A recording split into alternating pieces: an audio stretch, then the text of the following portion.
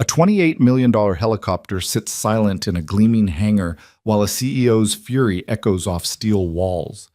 Years of failure, billions at risk, careers crumbling. In a moment of cruel desperation, she turns to the invisible man with the mop, the janitor everyone ignores, and throws him a challenge meant to be a joke. "You think you can do better? Fly it." The executives laugh, the cameras roll. But when the old man sets down his mop and walks toward the cockpit, something shifts in the air. What happens next will shatter everything they thought they knew about power, worth, and the people they've overlooked. If you want to see how this impossible moment unfolds, how a single challenge exposes years of hidden truth, stay with me until the very end. And please, hit that like button and drop a comment with your city so I can see how far this story travels across the world. The hangar smelled like metal, hydraulic fluid, and desperation.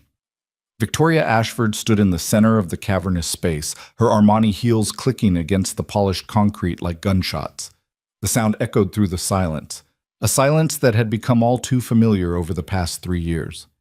Around her, 27 engineers, executives, and military consultants stood in clusters, their expensive suits and crisp uniforms creating a sea of pressed fabric and nervous energy. And in the middle of it all, gleaming under the harsh LED lights like a monument to failure, sat the AH-7 Wraith. The helicopter was beautiful in the way that only cutting-edge military technology could be. All sleek curves and aggressive angles, matte black composite materials that seemed to absorb light rather than reflect it. The rotor blades, folded back in their resting position, looked like the wings of some predatory bird. Every surface whispered of speed, stealth, and lethality. $28 million of whispers, 3 years of whispers, and not a single successful test flight to show for it. Victoria's jaw was so tight her teeth ached. Her perfectly manicured hands were clenched into fists at her sides, the red nail polish like drops of blood against her pale skin. At 46, she'd built Meridian Aerospace from a struggling defense contractor into a billion-dollar powerhouse through sheer force of will and an absolute refusal to accept failure. Until now. "Someone explain to me," she said, her voice cutting through the silence like a scalpel, "how we are 3 years and $400 million into development, and this machine still can't stay in the air for more than 7 minutes without the stabilization system failing." Nobody answered. The lead engineer, Dr. Marcus Chen, stared at his tablet as if the screen might offer him an escape route. The military liaison, Colonel Sarah Brennan, studied her boots. The VP of Operations, James Whitmore, suddenly found the ceiling fascinating. "Marcus," Victoria turned to face him directly. "You assured me 6 months ago that the recalibration would solve the oscillation problem. You stood in my office and promised me we'd have a successful test by September. It's December." "The mathematics are sound," Victoria, but "I don't pay you for mathematics." Her voice cracked like a whip. "I pay you for results. The Pentagon has 5 other contractors salivating for this contract. 5. And every single one of them is circling like sharks because they can smell blood in the water. Our blood." Marcus flinched. "If we had more time." "Time? Time?" Victoria laughed, and it was not a pleasant sound. "We've burned through 17 months of extensions. The Defense Department evaluation is in 6 weeks. 6 weeks! And we have a $28 million sculpture that flies like a drunk flamingo." A few nervous chuckles rippled through the group. Victoria's eyes flashed dangerously. "You think this is funny? You think your stock options are going to be funny when this company tanks? When you're all out on the street explaining to your next employer why the biggest military contract in a decade went to Northrop or Lockheed instead of us?" The laughter died instantly. James Whitmore cleared his throat carefully. "Victoria, perhaps if we approach the stabilization from a different angle, the issue might not be the gyroscopic system itself, but the integration with—" "I don't want theories." Victoria spun toward him. "I want someone to get in that cockpit and fly this thing properly. Just once. One clean flight. That's all I need. One perfect demonstration to show the Pentagon that we haven't wasted their advance funding on an over-engineered paperweight." "The test pilots have all reported the same issues," Colonel Brennan offered quietly. "The oscillation creates vertigo. The controls are hypersensitive." Then get me better pilots," Victoria was practically shouting now. her carefully cultivated corporate composure cracking like thin ice. Get me someone who isn't afraid of a little turbulence. This is supposed to be a combat helicopter. It's going to face hostile fire, not just some wobbling.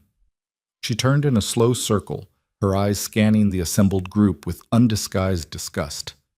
These people, these highly paid, overeducated, credential-laden professionals who couldn't solve a problem that was literally costing them millions of dollars a month. Her gaze swept across the hangar, past the engineers with their tablets, past the executives with their worried faces, past the observation area where assistants and junior staff clustered nervously. And then her eyes landed on him. An old man in gray coveralls, pushing a mop bucket across the far end of the hangar. He was perhaps 70, maybe older, with weathered brown skin and silver hair cropped close to his skull. His coveralls were clean but worn, the kind of practical work clothes that had seen thousands of hours of labor. He moved slowly, methodically, his mop creating neat overlapping patterns on the already clean floor. In 3 years, Victoria had probably seen him 100 times, maybe more. He was always there, always working quietly in the background, emptying trash, cleaning windows, mopping floors, part of the invisible infrastructure of the building, as unremarkable as the fluorescent lights or the climate control system. She didn't even know his name. And suddenly, in her fury and frustration, an idea bloomed in her mind. A terrible idea. A cruel idea. But also, in its own twisted way, a brilliant idea. If she couldn't motivate her team with reason or money or fear, maybe she could do it with shame. You know what? Victoria's voice had changed. There was something dangerous in it now, something sharp and cold. Maybe we're going about this all wrong. Maybe we don't need more engineers or better pilots. Maybe what we need is some fresh perspective. Marcus looked up warily. What do you mean? Victoria pointed across the hangar. Him, the janitor. What's your name? The old man stopped mopping. He looked up slowly, his dark eyes calm and unreadable. For a moment he didn't respond, as if he couldn't quite believe she was addressing him. I asked you a question, Victoria said. Your name? Jackson, ma'am. His voice was deep and quiet, with the faint trace of a southern accent. Frank Jackson. Frank Jackson. Victoria smiled, and it was the smile of a predator who'd just spotted prey. Frank, how long have you worked here? 3 years, ma'am, since the building opened. 3 years? So you've been here since we brought the Wraith in. You've seen every test, every failure, every expensive disaster, haven't you? Frank set his mop against the bucket carefully. I've seen some things. Yes, ma'am. Victoria walked toward him, her heels clicking with each step. The entire hangar watched this bizarre interaction unfold. Several people had their phones out now, recording. This was going to make one hell of a story at the holiday party. Tell me something, Frank. In your expert janitorial opinion, what do you think is wrong with our helicopter? There were a few snickers from the assembled executives. James Whitmore covered his mouth to hide a smile. Even Marcus looked relieved that Victoria's anger had found a new, harmless target. Frank looked at her steadily. I wouldn't know about that, ma'am. I just cleaned the floors. Oh, but you must have some thoughts. You're here all the time. You probably know this hangar better than anyone. Better than our engineers, certainly, since they can't seem to solve a simple stabilization problem. Victoria's voice was heavy with sarcasm. So please, share your wisdom with us. What would you do differently? The mockery was obvious now. Several people were openly grinning. Someone whispered something, and laughter rippled through the group. Frank stood there, his weathered hands resting on the mop handle. He looked old, tired, and completely out of place among all these educated professionals in their expensive clothes. I'm just the janitor, ma'am, he repeated quietly. Exactly. Victoria spread her arms wide, her voice rising. Just the janitor, a man with a mop. No engineering degree, no flight training, no expertise whatsoever, and yet I'm willing to bet that even you could do a better job than the so-called experts I've wasted millions paying. The laughter was louder now. This was entertaining, the Ice Queen CEO losing it on the janitor. People were definitely recording this. In fact, Victoria continued, warming to her theme, I have an idea, a challenge. Frank Jackson, if you think you understand this helicopter so well from mopping around it, why don't you fly it? The laughter stopped. The silence was sudden and absolute. Frank looked at her without speaking. "I'm serious," Victoria said, her voice dripping with false sincerity. "You've had 3 years to observe, 3 years to watch these brilliant minds fail again and again. Surely you've learned something. So here's my offer. You get that helicopter in the air and fly it for 10 minutes without crashing, and I'll give you $100,000 cash." "Victoria, this is insane," Marcus protested. "He could damage." "Damage what?" Victoria whirled on him. "A machine that doesn't work? A prototype that's already failed 17 times? What exactly are we protecting here, Marcus? Our pride? Our reputation? Those are already gone." She turned back to Frank. "What do you say, Mr. Jackson? Want to earn $100,000? All you have to do is what our million-dollar engineers can't accomplish. Just climb in, start it up, and fly." James Whitmore was grinning openly now. "This is the best thing I've seen all year." "Someone's recording this, right?" another executive asked. "This is gold." Victoria held out her hand toward the helicopter, like a game show host presenting a prize. "Well, Frank? Or are you going to admit that maybe, just maybe, flying a cutting-edge military helicopter is a bit more complicated than mopping floors?" She was giving him an out, a chance to back down, to acknowledge his place, to confirm what everyone in the room believed, that some people were meant to lead and innovate, while others were meant to clean up after them. Frank looked at her for a long moment. His expression was unreadable. Then he leaned his mop against the wall. "All right," he said quietly. The word dropped into the silence like a stone into still water. "What?" Victoria blinked. "I said all right, ma'am. I'll fly your helicopter." The laughter came back, louder than before. This was perfect. The crazy CEO and the delusional janitor. This video was going to go viral inside the company. "Frank, buddy, I don't think you understand," James started. "I understand fine." Frank began walking toward the Wraith. His gait was steady despite his age, his shoulders straight. "You want me to fly this aircraft for 10 minutes without incident. That's the challenge." Victoria watched him approach the helicopter, a mixture of shock and anger warring in her chest. This wasn't how this was supposed to go. He was supposed to back down, to be humiliated, to make her engineers feel grateful they weren't him. "This is ridiculous," Marcus muttered. "We should stop this before—" "Before what?" Victoria snapped. "Before he exposes himself as incompetent? Let him! Let everyone see what happens when you overestimate yourself. Maybe it'll be a lesson for all of us." But there was something in Frank's movements that was starting to bother her. He wasn't shuffling or hesitant. He moved with purpose. When he reached the Wraith, he didn't stop to gawk at it or look confused. He walked straight to the pilot's side door and opened it with familiar ease. Has he opened that before?" Colonel Brennan asked quietly. "He cleans in here," someone offered. "He probably knows where things are." Frank climbed into the cockpit. Not struggled, not fumbled, climbed, smoothly, efficiently, like someone who'd done it 1,000 times. He settled into the seat and reached for the harness. The 4-point harness clicked into place with practiced precision. Victoria felt the first flutter of unease in her stomach. "Someone should really stop this," Marcus said, but he didn't move. Frank's hands moved across the control panel. Not randomly, not searching. He flipped 3 switches in quick succession, and the Wraith systems hummed to life. Displays lit up. The main computer began its startup sequence. "How does he—" James trailed off. Frank reached overhead and adjusted the collective pitch. Then he tested the cyclic, moving it through a small range of motion. His movements were economical, professional. "Victoria." Colonel Brennan's voice was sharp now. "I think we should—" "Wait." Victoria held up her hand. She was staring at Frank, really looking at him for the first time. The way he sat in the cockpit, the way his hands knew exactly where every control was, the calm, focused expression on his weathered face. This wasn't a janitor playing pretend. This was something else entirely. Frank pulled on the flight helmet that had been resting on the co-pilot's seat. It fit perfectly. He adjusted the mic and ran through what sounded like a pre-flight check, his lips moving silently. "Engine start sequence," he said, and his voice came through the hangar's communication system, clear and authoritative. "Turbine 1. The first engine coughed, then caught. then roared to life with a deep, powerful sound that vibrated through the hangar floor. Turbine 2.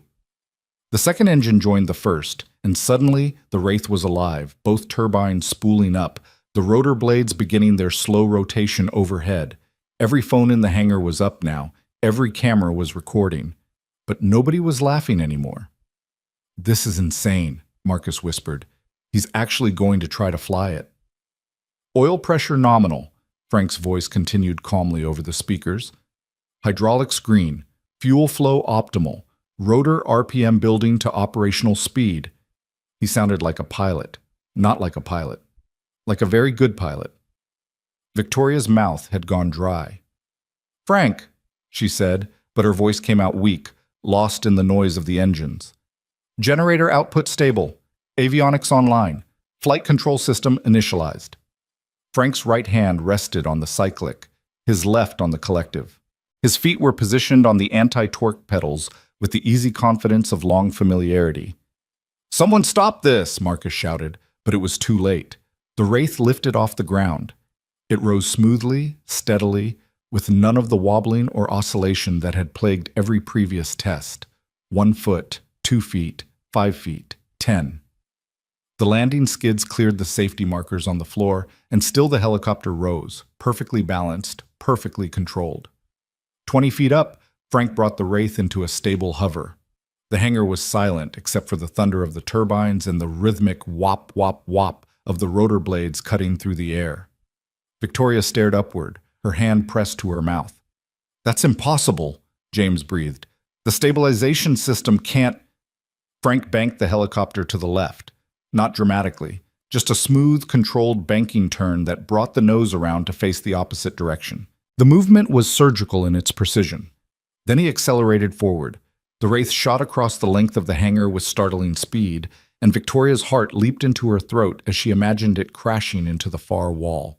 But 30 feet from impact, Frank pulled back on the cyclic and simultaneously increased collective pitch, bringing the helicopter into a perfect deceleration that stopped its forward momentum exactly where he wanted it. "Stabilization holding," Frank's voice said over the speakers. "Oscillation within acceptable parameters, compensating for minor pitch variation with cyclic input." He was narrating his flight, explaining what he was doing, and worse, explaining it in technical terms that made perfect sense. "Who is this guy?" Colonel Brennan demanded. Frank put the Wraith through a series of maneuvers that Victoria had never seen before. Not from their test pilots, not from the military consultants, not from anyone. He executed a nose-down attitude change that sent the helicopter diving at a steep angle before pulling up smoothly. He performed a pedal turn, using only the anti-torque pedals to spin the helicopter on its axis while maintaining perfect altitude. He even did a sideways translation, moving the entire aircraft laterally across the hangar without changing its facing. Every movement was controlled, precise, professional. And more than that, they revealed something about the Wraith that none of the previous flights had shown. The helicopter could do things, aggressive things, combat things. In Frank Jackson's hands, the Wraith wasn't a temperamental prototype that could barely stay airborne. It was a weapon. It was fast, maneuverable, and absolutely lethal looking as it carved through the air. "Look at the stabilization system," Marcus said, his eyes glued to his tablet. "He's not fighting it. He's working with it, using the oscillation instead of trying to suppress it." "How long has he been up?" someone asked. 8 minutes, James whispered, checking his watch. 8 minutes, without a single error. Frank brought the Wraith back to center, hovering at exactly 15 feet. Then, and Victoria would never forget this moment, he performed a maneuver that she'd only seen in combat footage from overseas. He dropped the collective completely while simultaneously kicking the tail around with the pedals, sending the helicopter into a controlled auto-rotation spin. The Wraith descended rapidly, rotating on its axis, the maneuver designed to avoid ground fire while descending quickly to a landing zone. 5 feet from the ground, Frank arrested the descent with a perfectly timed collective pull, and the Wraith settled onto its skids as gently as a falling leaf. The engines wound down, the rotors began to slow, and in the sudden relative quiet, nobody moved. Nobody spoke. Frank Jackson unbuckled his harness, removed his helmet, and climbed out of the cockpit with the same easy efficiency he'd shown climbing in. He walked back across the hangar floor to where his mop and bucket waited. Victoria watched him approach. Her mind was reeling, trying to process what she'd just witnessed. Around her, 27 professionals stood in shocked silence, their phones still recording, their mouths hanging open. Frank picked up his mop. 10 minutes and 47 seconds, he said quietly. No incidents. Helicopters in perfect condition, same as when I started. Will that be cash or check, ma'am? Who are you? Victoria's voice came out as barely a whisper. Frank looked at her with those calm, dark eyes that suddenly seemed to contain depths she'd never noticed before. Like I said, ma'am, just the janitor. Been cleaning floors for 3 years, watching, listening, paying attention to things. No janitor flies like that, Colonel Brennan stepped forward, her military bearing sharp with suspicion and something else. Recognition. I've seen combat pilots with 20 years of experience who couldn't execute half those maneuvers, so I'll ask you again. Who are you? Frank was quiet for a moment. When he spoke, his voice was still calm, but there was something in it now, something that had been absent before. A weight, an authority. My name is Frank Jackson, Colonel Frank Jackson, United States Army, retired. 28 years of service, 3,000 hours flying attack helicopters in combat zones. Another 2,000 hours as a test pilot and instructor at Fort Rucker. I helped develop the flight control systems for the Apache, the Comanche, and about 6 other platforms you've never heard of because they're still classified. The silence in the hangar was so complete that Victoria could hear her own heartbeat. I retired 12 years ago with full honors, Frank continued. My wife got sick, cancer, the kind that takes years to kill you and costs everything you have trying to stop it. We burned through our savings in 18 months, lost the house in 2 years. By the time she died, I was $300,000 in debt from medical bills. His voice remained steady, factual, like he was reciting mission parameters. I took this job 3 years ago because at 71 years old, with a 6-figure debt and no collateral, this was what I could get. Night shift janitor, cleaning floors in a building full of people who looked right through me like I was furniture, and that was fine. I didn't need to be seen. I needed to pay off debt and maybe have enough left over for food. Victoria felt something cold settling in her stomach. But I never stopped being a pilot, Frank said. And I never stopped paying attention. For 3 years, I watched you people struggle with a helicopter that any competent test pilot could have diagnosed in 10 minutes. I listened to your engineers argue about problems that had simple solutions. I saw you waste millions of dollars and thousands of hours because everyone was so focused on the complex possibilities that they ignored the simple realities. He gestured toward the Wraith with his free hand, the other still holding the mop. Your stabilization system isn't broken. It's designed for aggressive combat maneuvering. It creates controlled oscillation to allow faster attitude changes. But your test pilots were trying to fly it like a civilian aircraft, smooth and stable. They were fighting the very thing that makes this helicopter special. All you had to do was train them differently, or ask someone who actually understood combat flight dynamics. Marcus looked like he'd been slapped. The oscillation is intentional? Not entirely. There's still a calibration issue in the pitch axis that needs addressing. But yes, fundamentally, you built a scalpel and then complained it wasn't a butter knife. Frank turned back to Victoria. You want to know the worst part, Ms. Ashford? I tried to tell someone 6 months ago. I wrote up a detailed analysis and left it on Dr. Chen's desk, explained the flight dynamics, suggested modified training protocols, even drew diagrams. Marcus's face had gone pale. The janitor's note, I thought it was a joke. I threw it away without reading past the first page. I know, I saw you do it. Frank's expression didn't change. That's when I stopped trying. If you wanted to waste your money and your time, that was your choice. I had floors to mop. The words hung in the air like an accusation. Victoria realized her hands were shaking. 3 years. 3 years this man had been invisible to her. 3 years of assuming that the person pushing the mop was just nobody, nothing, background noise in her important, high-stakes world. And he'd been a colonel, a decorated pilot, a man who'd helped design the very systems she'd spent fortunes trying to perfect. Why didn't you say something? She demanded, And even as the words left her mouth, she knew how stupid they sounded. Why didn't you tell us who you were? Frank's expression shifted slightly. Not quite a smile. Something sadder. Ms. Ashford, I applied for an engineering position here 3 years ago. Sent in my resume with my full military record, my test pilot certifications, everything. Your HR department rejected me without an interview. The feedback said I was overqualified and outside the target demographic. Victoria's mouth opened, but no words came out. I was 71 years old, Frank continued, black, applying for a technical position in a company run by 40-something executives. I checked every box for discrimination without anyone having to admit it. So I applied for the janitorial position instead. At least that job didn't care how old I was or what I looked like. Just needed someone to clean. He looked around the hangar at all the phones, all the recording devices, all the shocked faces. You asked me to fly your helicopter as a joke, to humiliate me, to make your engineers feel better about their failures by comparison. And I did it because I'm tired. I'm tired of being invisible. I'm tired of watching people fail because they're too proud to listen. And mostly, I'm tired of pretending that mopping floors is all I'm good for just because the world decided my experience doesn't matter anymore. Victoria felt tears stinging her eyes. Shame. Hot, burning shame, like she hadn't felt since childhood. Frank, the helicopter works fine, Ms. Ashford. You just needed someone who knew how to fly it properly. Now, if you'll excuse me, I have a spill in conference room B that needs addressing. He turned and began pushing his mop bucket toward the exit. Wait! Victoria's voice cracked. Frank, please wait. He stopped but didn't turn around. I'm sorry, she said, and the words felt inadequate even as she spoke them. I'm so sorry for all of it.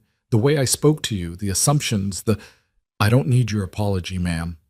Frank's voice was quiet. I need my paycheck every 2 weeks. That's all I've ever needed from this place. What if I could offer you something better? The words tumbled out before Victoria had fully formed the thought. What if I offered you a position on the flight test team? Or the engineering department?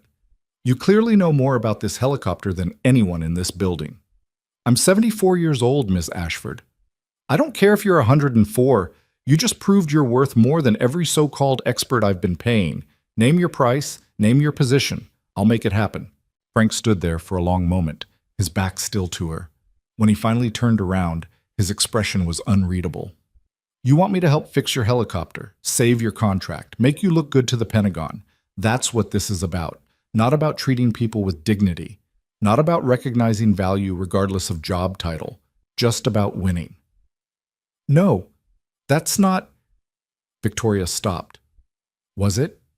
Even now, was she just trying to turn this disaster into a victory? Use him the same way she'd tried to use him as a punchline?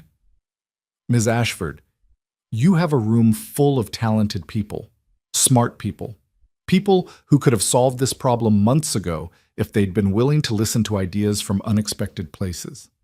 Your problem isn't lack of expertise, it's lack of humility. He gestured to the assembled executives and engineers. Every person in this hangar was so focused on their credentials, their positions, their importance, that they couldn't imagine that a janitor might know something valuable. And because you created a culture where only certain people's voices matter, you wasted millions and nearly destroyed this project. Victoria looked around at her team. Marcus wouldn't meet her eyes. James was staring at his shoes. Colonel Brennan looked thoughtful but troubled. You want to fix your helicopter? Frank asked. Start by fixing your culture. Start by actually listening to people, all people. The young engineer who's afraid to speak up in meetings. The technician who's been doing this work for 20 years but doesn't have a degree. The guy mopping the floors who used to design the systems you're struggling with. He paused. And maybe, just maybe, start by paying people what they're worth instead of what you think you can get away with. I make $18 an hour cleaning your floors. The kid who empties the trash cans makes $15. Meanwhile, you're in here crying about millions in failed tests. The words were a challenge, an indictment, a mirror held up to everything Victoria had built. If I accept your offer, Frank said slowly, it won't be as a special exception. It won't be as the token old guy you bring in to fix one problem. It'll be as part of a real change in how this company operates. Fair wages across the board, real respect for every position, and actual accountability starting from the top. Victoria took a deep breath. Her mind was racing. What he was asking for would require board approval, budget reallocation, a complete shift in company culture and philosophy. It would be expensive, complicated, difficult. It would also be right. "Okay," she said. "Okay?" "Yes, okay. You're hired, not just as a consultant or a temporary fix, as—" "What? Director of Flight Operations? Chief Test Pilot? You tell me what position makes sense and what salary you need, and I'll make it happen." "And the other changes?" "We'll start with an immediate audit of all wages and positions. I want to know who's being underpaid and by how much, and I want a plan on my desk in 2 weeks for bringing everyone up to fair market value." Frank studied her carefully. "You understand this will cost millions? Less than we've wasted on failed tests because we were too proud to listen. Less than we'll lose if this contract falls through." Victoria met his eyes. "And more importantly, it's what we should have been doing all along." For the first time since this whole surreal encounter began, Frank smiled. It was a small smile, tentative but genuine. "Then we have a deal, Ms. Ashford." He extended his hand and Victoria shook it. His grip was firm, calloused from years of work both in cockpits and with cleaning equipment. Around them, the assembled crowd began to react.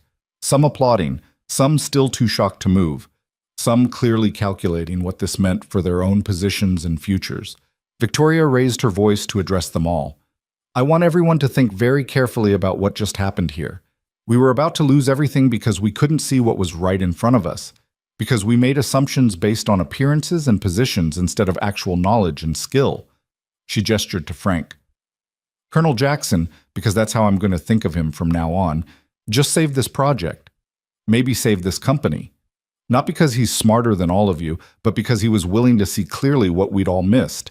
And he could only do that because he wasn't invested in protecting his ego or his position." Victoria turned back to Frank. "When can you start?" "Well, I still have about 4 hours left on my shift, and there's that spill in conference room B." "I'll handle the spill," James volunteered quickly. "Least I can do." "Then I suppose I can start Monday," Frank said. "Give me the weekend to process what I've apparently just agreed to." "Monday it is," Victoria nodded. "And Frank? Thank you. For the flight, for the honesty, for giving us a chance to be better than we've been." "Just doing what needs doing, ma'am. Same as always." He started to turn away again, then paused. "One more thing, Ms. Ashford. When you do that wage audit, pay special attention to the janitorial staff. Most of them are people like me, folks who've had careers and lives before ending up here. They deserve better than poverty wages for keeping this place running." "I will. I promise." Frank nodded once, then walked away, leaving his mop and bucket behind. As the crowd began to disperse, their phones still recording, their minds still reeling, Victoria stood alone near the Wraith and tried to process everything that had just happened. She'd come into this hangar planning to humiliate someone to motivate her team. Instead, she'd been the one humiliated, exposed, forced to confront ugly truths about herself and the company she'd built. And somehow, impossibly, it might turn out to be the best thing that had ever happened to Meridian Aerospace. Colonel Brennan approached her quietly. "That was quite a show." "It was a disaster," Victoria said softly. "Disasters can be opportunities, if you handle them right." Brennan glanced toward where Frank had disappeared. "You know the Pentagon is going to hear about this within hours. Video's probably already circulating." "Let them see it," Victoria said. "Let them see that we were failing because of arrogance, and we're succeeding now because we've finally learned to listen. Maybe that's a better message than pretending we had it all figured out." "Maybe." Brennan smiled slightly. "I'll be interested to see what Colonel Jackson can do with a real budget and actual authority. Man flew that bird like he was born in it." "He probably was, in a way," Victoria sighed. "All those years of experience, all that knowledge, and we had him mopping floors." "Not anymore." "Not anymore," Victoria agreed. As she walked out of the hangar, she could already feel the weight of what she'd set in motion. The conversations with the board, the restructuring, the inevitable pushback from executives who liked things the way they were. It was going to be hard. It was going to be expensive. It was going to be worth it. Behind her, the wraith sat silent once more, but now it represented something different. Not failure, not wasted money. Potential, properly recognized, finally unleashed. And all it had taken was a janitor with a mop and the courage to accept an impossible challenge. Victoria pulled out her phone and began making notes. Names of people to call, changes to implement, an emergency board meeting to schedule. The real work was just beginning. But for the first time in 3 years, she actually believed they might succeed. Not because they had better technology or bigger budgets, but because they'd finally learned to see the people who'd been invisible all along. The weekend passed in a blur of phone calls, emergency meetings, and increasingly frantic damage control that wasn't really damage control at all, because Victoria wasn't trying to suppress what had happened. She was trying to harness it. By Saturday afternoon, the video had leaked beyond the company. Someone, probably James, though Victoria couldn't prove it, had shared the footage with a defense industry blog. By Sunday morning, it was on LinkedIn, Twitter, and half a dozen aerospace forums. By Sunday night, Victoria's phone was ringing with calls from journalists, competitors, and 3 different Pentagon officials. The message was always the same. Is it true? Did a janitor really fly your prototype? And Victoria's answer, carefully crafted after hours of deliberation, was consistent. A highly experienced retired military pilot who was working in facilities management demonstrated capabilities that exceeded our expectations and revealed flaws in our training protocols. We've hired him to lead our flight operations moving forward.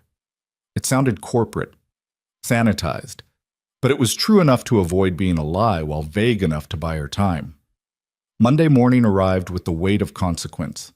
Victoria stood in her office on the top floor looking down at the parking lot as employees arrived for work. She'd been there since 5:30, preparing. Her assistant had already fielded 17 media requests, and it wasn't even 8 o'clock yet. Her desk was covered with documents, employment contracts, budget revisions, a preliminary wage audit that had made her physically nauseous when she'd reviewed it at 2 in the morning. The disparities were worse than she'd imagined, not just between executives and line workers, but within departments, between genders, between younger and older employees. She'd built this. Every inequity, every assumption, every structural problem could be traced back to decisions she'd either made or allowed. The intercom buzzed. "Ms. Ashford, Colonel Jackson is here." Victoria took a breath. "Send him in." The door opened and Frank Jackson entered. He wasn't wearing coveralls anymore. Instead, he wore pressed khakis, a button-down shirt, and a blazer that looked like it had been purchased sometime in the previous decade, but was clean and well-maintained. He moved with the same quiet confidence he'd shown all along, but now Victoria could see it for what it was, the bearing of someone who'd spent decades in command. "Colonel Jackson," she extended her hand. "Thank you for coming in early." "Frank is fine, Ms. Ashford." He shook her hand. "No need to stand on ceremony now." "Then call me Victoria." She gestured to the chair across from her desk. "Please sit. We have a lot to discuss." Frank settled into the chair with the careful movements of someone whose body had accumulated 74 years of wear and tear. Victoria noticed the way he favored his left leg slightly, the faint tremor in his right hand that he controlled with conscious effort. "How was your weekend?" she asked. "Interesting. Got about 43 phone calls from people I haven't heard from in years. Apparently the video made it to some military veteran forums." Frank's expression was wry. "Old pilots don't die, they just argue about flight dynamics on the internet." "I'm sorry for the intrusion on your privacy." "Don't be. Most of them were happy to see me back in a cockpit. Few of them were surprised I'd been mopping floors. They know how the world works for old soldiers." He paused. "Though I did get one call from my daughter. That was harder." Victoria felt her chest tighten. "You have a daughter?" "2 daughters, actually, and a son. Haven't spoken to any of them in about 8 years. Frank's voice remained steady, but Victoria could hear the pain underneath. "When my wife died and I lost everything, I was ashamed. Didn't want them to see what I'd become. Told them I was fine. Everything was handled. Then I just stopped calling, stopped answering. Cut them out rather than let them see me struggle." "Frank." "My youngest, Sarah. She called Saturday night. Saw the video. Cried for about 20 minutes before she could even speak. Asked me why I didn't tell her. Why I didn't ask for help. He looked down at his hands. Didn't have a good answer for that. Pride, mostly. Stupid old man pride. Victoria sat back in her chair, feeling the weight of the story. Are you going to see her?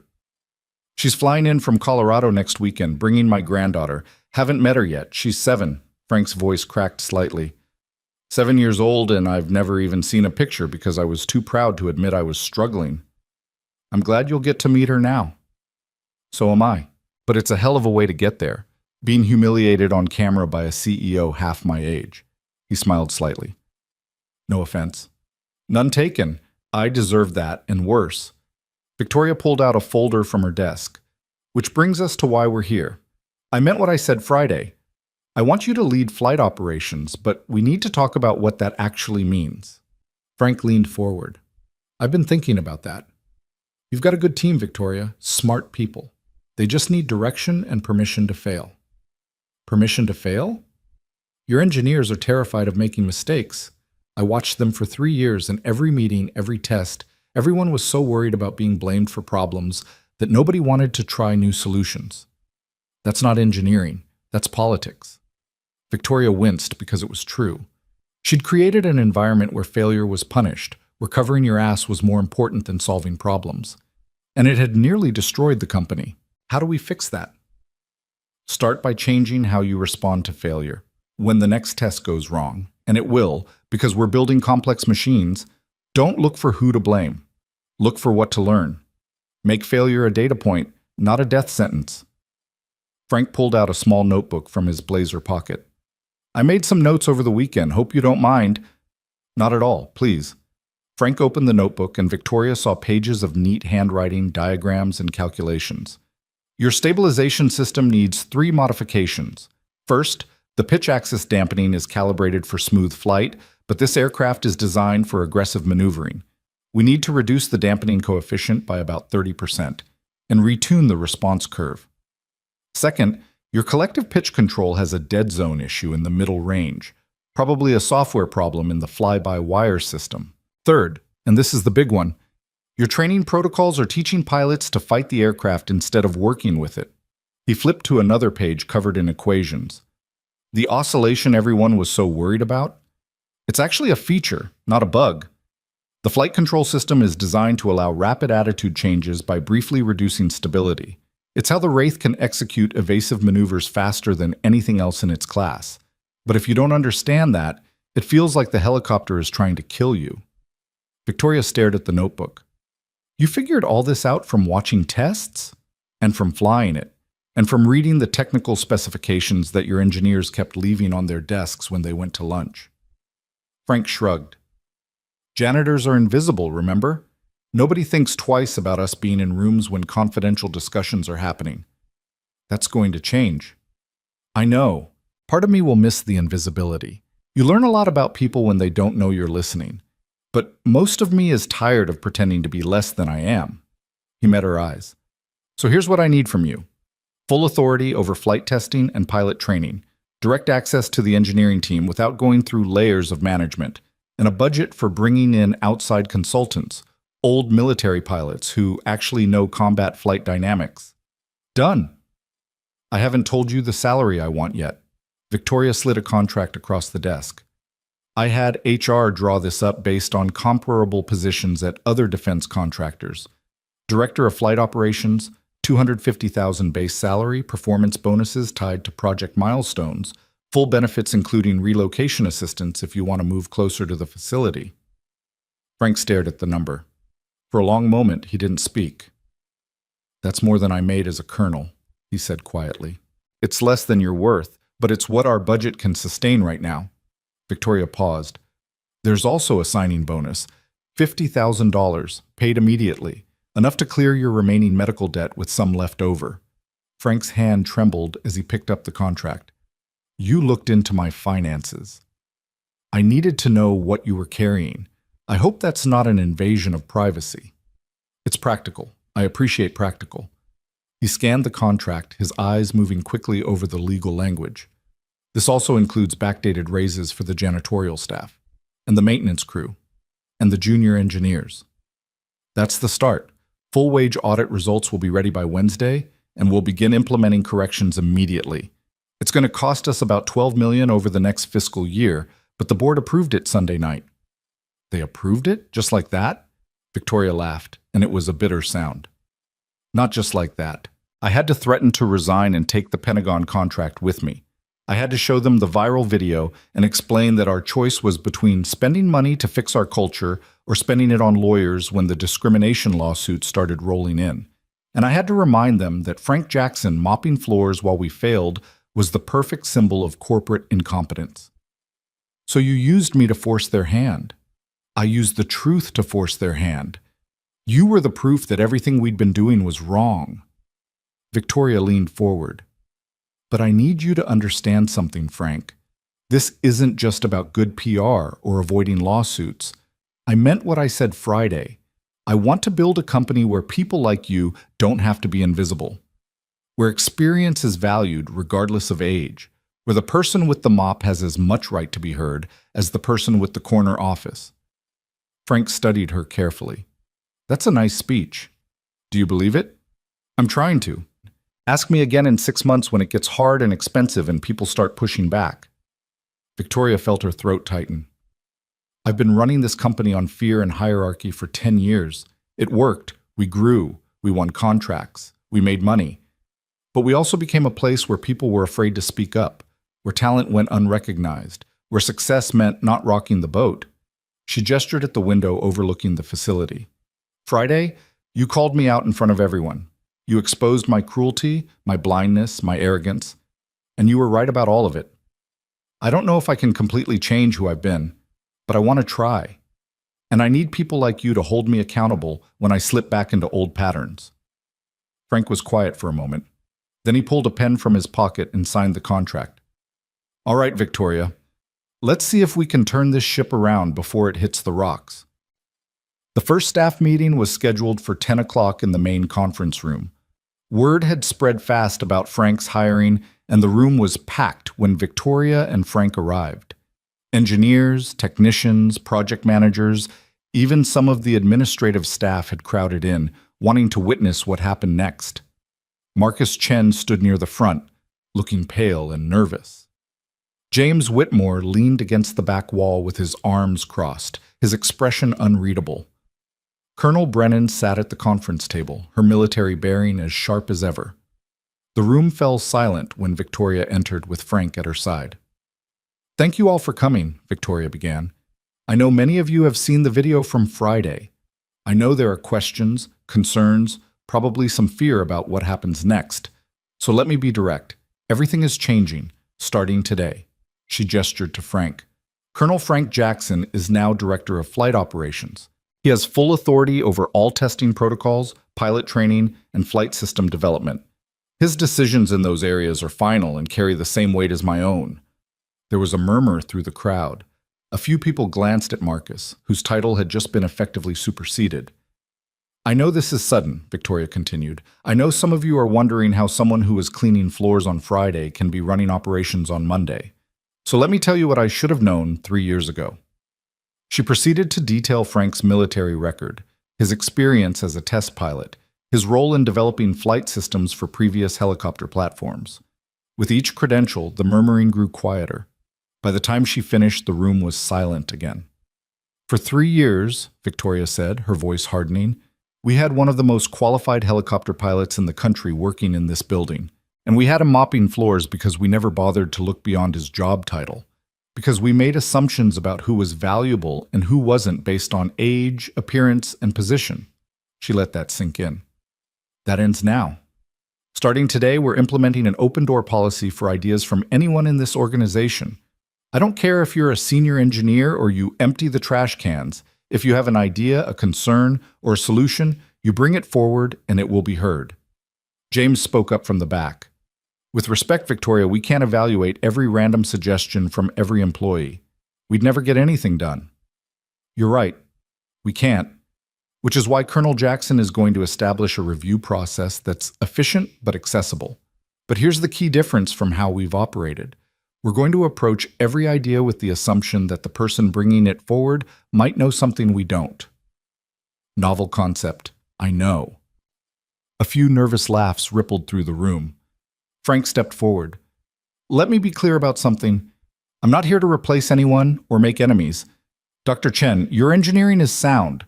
Mr. Whitmore, your project management has kept us on track even when the technical side struggled. Colonel Brennan, your military insights are invaluable. He looked around the room. But we've all been failing because we stopped communicating honestly. Engineers were afraid to admit they were stuck. Pilots were afraid to report problems that might make them look incompetent. Management was so focused on appearances that they missed the substance. Marcus found his voice. Colonel Jackson, with respect, some of us did raise concerns about the flight characteristics. I personally wrote 3 reports about the stabilization issues. I read them, Frank said, all 3. They were technically accurate. They were also completely wrong in their conclusions. The room tensed. You approached the oscillation as a problem to be eliminated, Frank continued. You never considered that it might be intentional. And you know why? Because you were so invested in being right about your original design that you couldn't see alternatives. Marcus's face flushed. That's not fair. Isn't it? When that janitor, me, left a detailed analysis on your desk explaining the actual flight dynamics, what did you do with it? The room went silent. Everyone turned to look at Marcus. I didn't think it was credible, Marcus said quietly. It was handwritten notes from someone with no credentials. No visible credentials, Frank corrected. You never asked who I was or where my knowledge came from. You just assumed that because I pushed a mop, I couldn't possibly understand helicopter aerodynamics better than you. I made a mistake. Yes. And if I'm going to work here, we all need to be able to admit our mistakes without fear of being destroyed for them. Frank's voice softened. Marcus, your work is genuinely good. The Wraith's design is brilliant, but brilliance without humility is just arrogance. And arrogance gets people killed when they're flying complex machines in combat situations. He turned back to the room. Here's how this is going to work. Tomorrow, we're starting fresh flight tests. I'll be in the cockpit for the first 3 runs, demonstrating the proper technique. Then I'll begin training sessions for all our test pilots, showing them how to work with the aircraft instead of against it. Dr. Chen and his team will observe and take notes. We'll identify the remaining technical issues, and yes, there are some, and we'll fix them together. What about the Pentagon evaluation? Someone called out. We've got 5 weeks. 4 weeks and 6 days, Colonel Brennan corrected. And they're sending a full evaluation team. 3 pilots, 2 engineers, and an acquisitions officer. They're going to put the Wraith through every possible scenario. Frank nodded.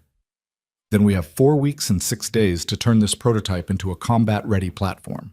It's tight, but it's doable if we work together and stop wasting time on politics and ego. Victoria watched the room carefully. Some people looked energized, excited by the challenge. Others looked worried, uncertain about these sudden changes. A few looked openly hostile, clearly resenting Frank's rapid ascent or Victoria's public admission of failure. Change was going to be hard, but at least now they were actually changing instead of pretending everything was fine while the ship sank. One more thing, Victoria added. Starting next week, we're implementing the wage corrections I mentioned. Everyone will receive a letter detailing any adjustments to their compensation. For some of you, it will be significant. For others, it will be minimal. But the goal is to ensure that pay reflects actual value and contribution, not just position or tenure. James pushed off from the wall. Can we afford that? We're already over budget on this project. We can't afford not to, Victoria said firmly. Every dollar we save by underpaying people costs us tenfold in turnover, resentment, and lost productivity. I'd rather run lean at the top than create a permanent underclass at the bottom. Does that include executive compensation? Victoria met his eyes. I'm taking a 20% salary cut, and I'm asking the executive team to consider voluntary reductions as well. That money goes into the wage correction fund. The room erupted in shocked conversation. Taking pay cuts was not something executives did in this industry.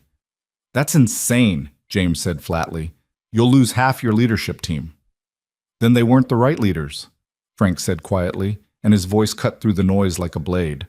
Any leader who won't sacrifice for their people isn't worth following. The room fell silent again. I spent 28 years in the military, Frank continued. Officers eat last. Officers carry the heaviest loads.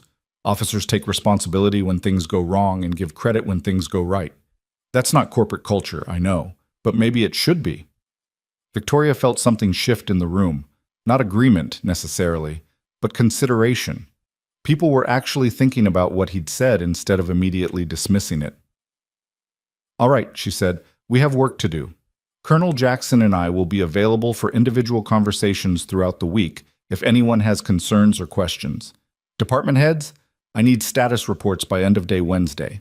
Everyone else, let's get back to what we do best, building the future of aerospace technology. The meeting broke up slowly, people clustering in small groups to discuss what they'd just heard. Victoria noticed Marcus approach Frank hesitantly. Colonel Jackson, I owe you an apology for the note, for not taking you seriously, for doing what almost everyone does when they see someone in a service position, Frank finished. I understand, Dr. Chen. I'm not looking for apologies. I'm looking for collaboration moving forward. You'll have it. Marcus extended his hand. And for what it's worth, I'm glad you're here. We needed someone who wasn't afraid to tell us we were wrong. They shook hands, and Victoria felt a small knot of tension release in her chest. This might actually work. The rest of the day passed in a blur of meetings, phone calls, and crisis management. The media interest hadn't died down. If anything, it had intensified. 3 different news outlets wanted interviews.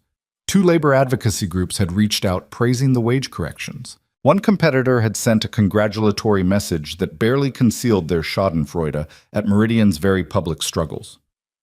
By 6 o'clock, Victoria was exhausted. She found Frank in the hangar, standing near the Wraith with a tablet, reviewing technical specifications. You should go home, she said. It's been a long day. Could say the same to you. Frank didn't look up from the tablet. I'm just reviewing the maintenance logs. Want to understand the full history before we start testing tomorrow. Find anything interesting? Few things. The portside turbine has been running slightly hotter than spec for about 6 months. Probably a fuel flow issue. And there's a recurring warning in the avionics system that everyone's been dismissing as a sensor glitch. Is it a sensor glitch? Maybe. Or maybe it's the sensor accurately reporting a problem everyone wants to ignore. Frank finally looked up. That's the thing about machines. They don't lie. If something's telling you it's wrong, it usually is. Victoria leaned against the workbench. Can I ask you something personal? Depends on how personal. Why did you really accept the challenge on Friday? You could have just refused, walked away, kept your head down in your job. Frank was quiet for a moment, his eyes distant. You know what the worst part of being invisible is? It's not the lack of recognition. It's not even the disrespect. It's the slow forgetting. Every day you forget a little bit more of who you used to be. You start to believe the story everyone else tells about you, that you're nobody, nothing, just part of the background. He set down the tablet. I was a colonel. I commanded men and women in combat situations. I tested aircraft that cost more than some countries' GDP. I taught the next generation of military pilots. And then I spent 3 years mopping floors and convincing myself that's all I was good for anymore. Friday, when you threw out that challenge, something in me just snapped.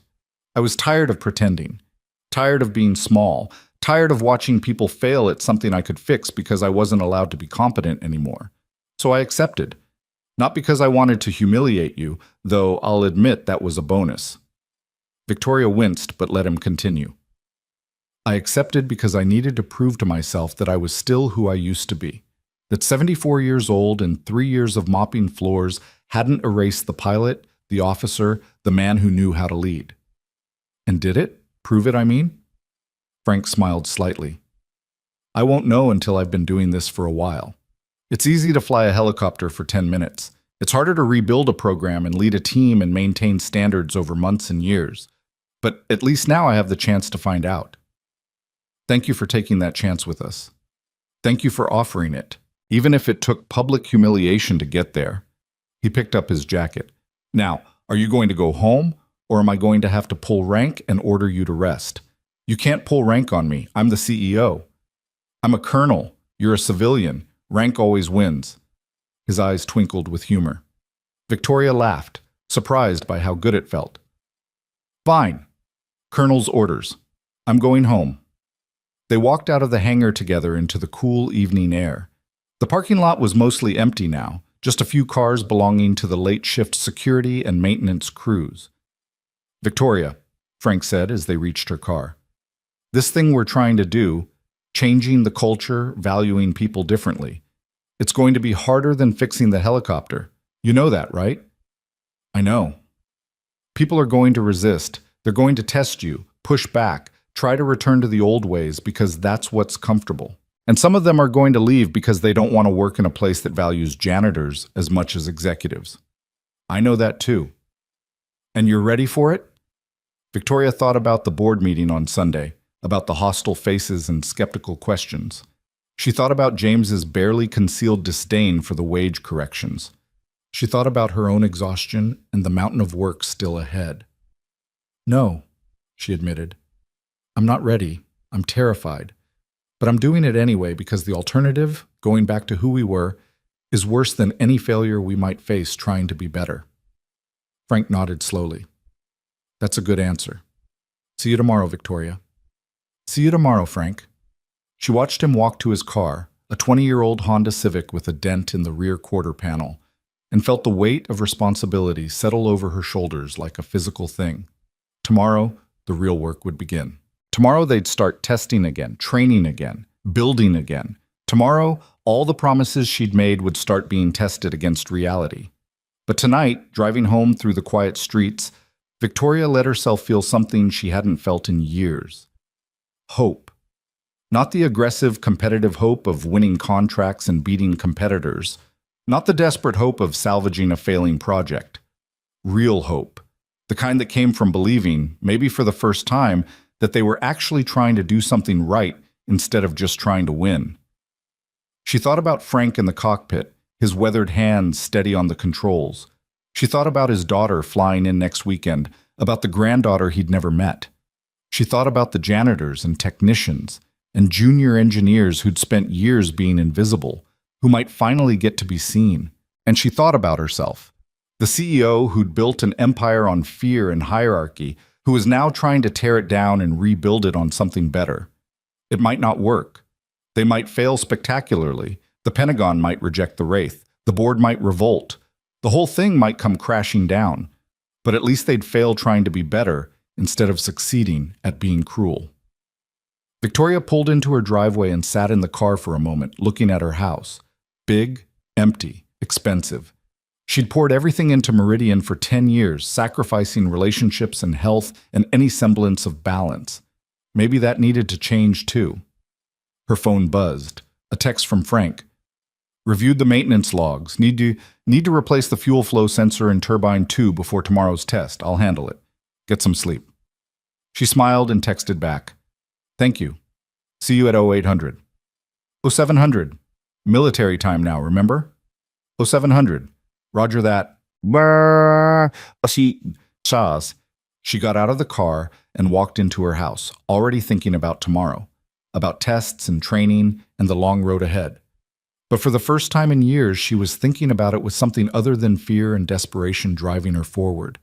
She was thinking about it with purpose, and that made all the difference. The flight test began at 7:15 the next morning, and by 7:30, everyone in the building knew something fundamental had shifted.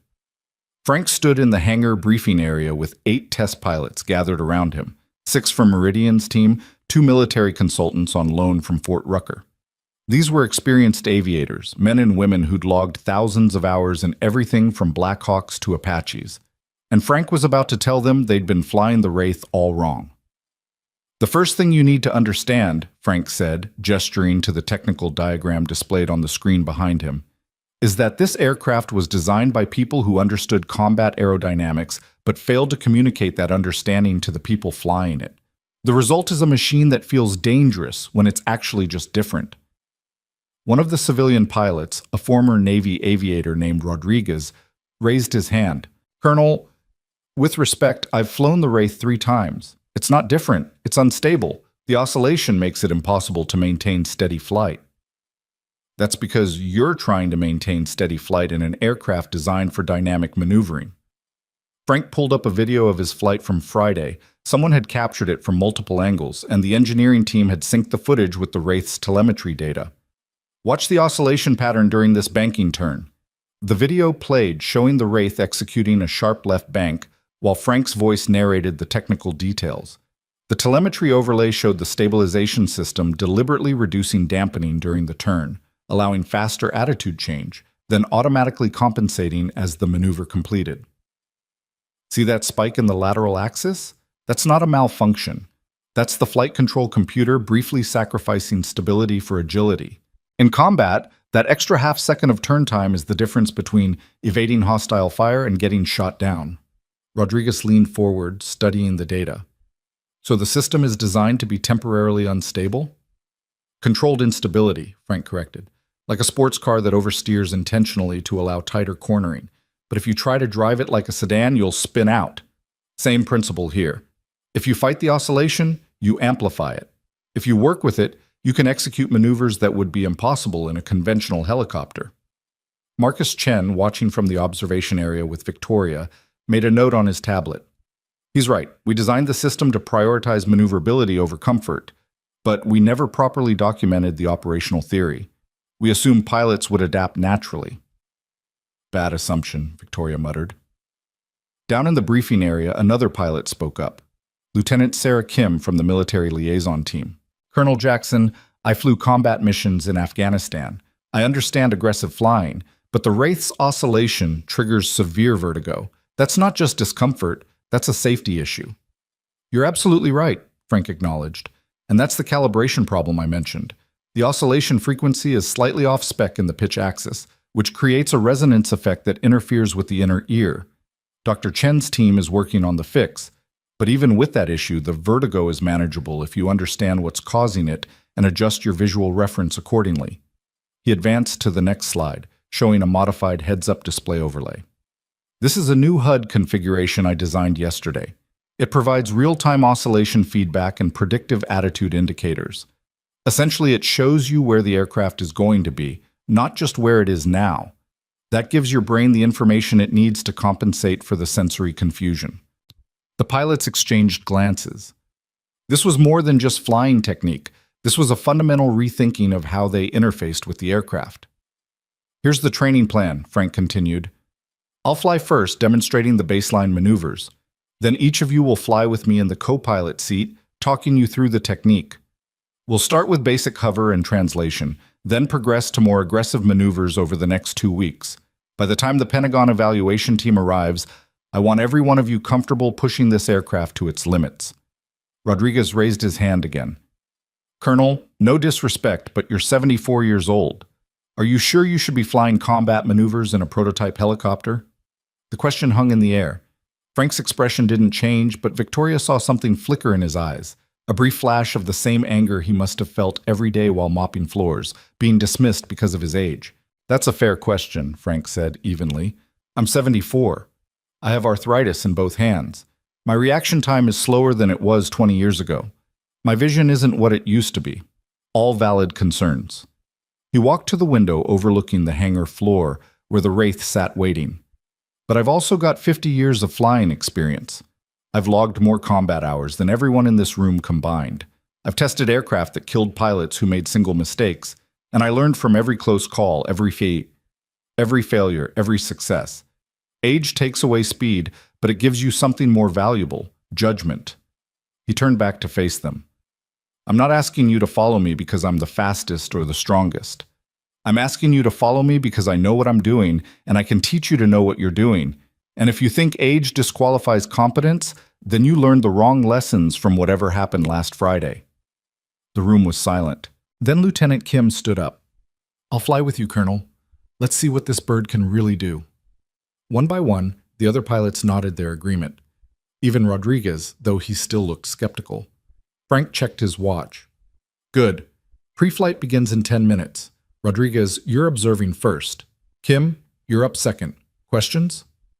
There were none. Victoria watched from above as the briefing broke up and the pilots headed for the hangar floor. Marcus stood beside her, his tablet forgotten. He's magnificent, Marcus said quietly. I've been trying to explain the stabilization theory to pilots for 6 months, and he just did it in 15 minutes. That's what happens when you combine expertise with humility, Victoria replied. He's not trying to prove he's smarter than them. He's trying to make them better. I should have read that note he left on my desk. Yes, you should have. But we're past that now. What matters is what we do from here forward. Victoria pulled out her phone and checked her messages. 3 from the PR team about interview requests, 2 from board members wanting updates, 1 from her assistant about the wage audit results, and 1 from an unknown number. Ms. Ashford, this is Sarah Jackson, Frank's daughter. Thank you for giving my father his dignity back. Whatever you need from our family to support this, you have it. Victoria felt unexpected tears sting her eyes. She showed the message to Marcus. That's what we're really fighting for, she said. Not just contracts and profits. We're fighting to remember that people matter, that dignity matters, that everyone deserves to be seen for who they really are. Marcus nodded slowly. I'm sorry, Victoria, for my part in creating a culture where that wasn't true. We all played our parts. Now we get to write a different story. She pocketed her phone. Come on, let's watch Frank show us how it's done. They descended to the observation area as Frank completed his pre-flight check. The hangar had filled with spectators, engineers, technicians, administrative staff, even some of the janitorial crew Frank used to work alongside. Everyone wanted to witness this moment. Frank's voice came through the speakers, calm and professional. Pre-flight complete. All systems nominal. Beginning engine start sequence. The Wraith's turbine spooled up with that distinctive deep roar. The rotor blades began their rotation, slowly at first, then building to operational speed. Victoria watched the telemetry displays, seeing the real-time data that Frank was processing as he prepared to fly.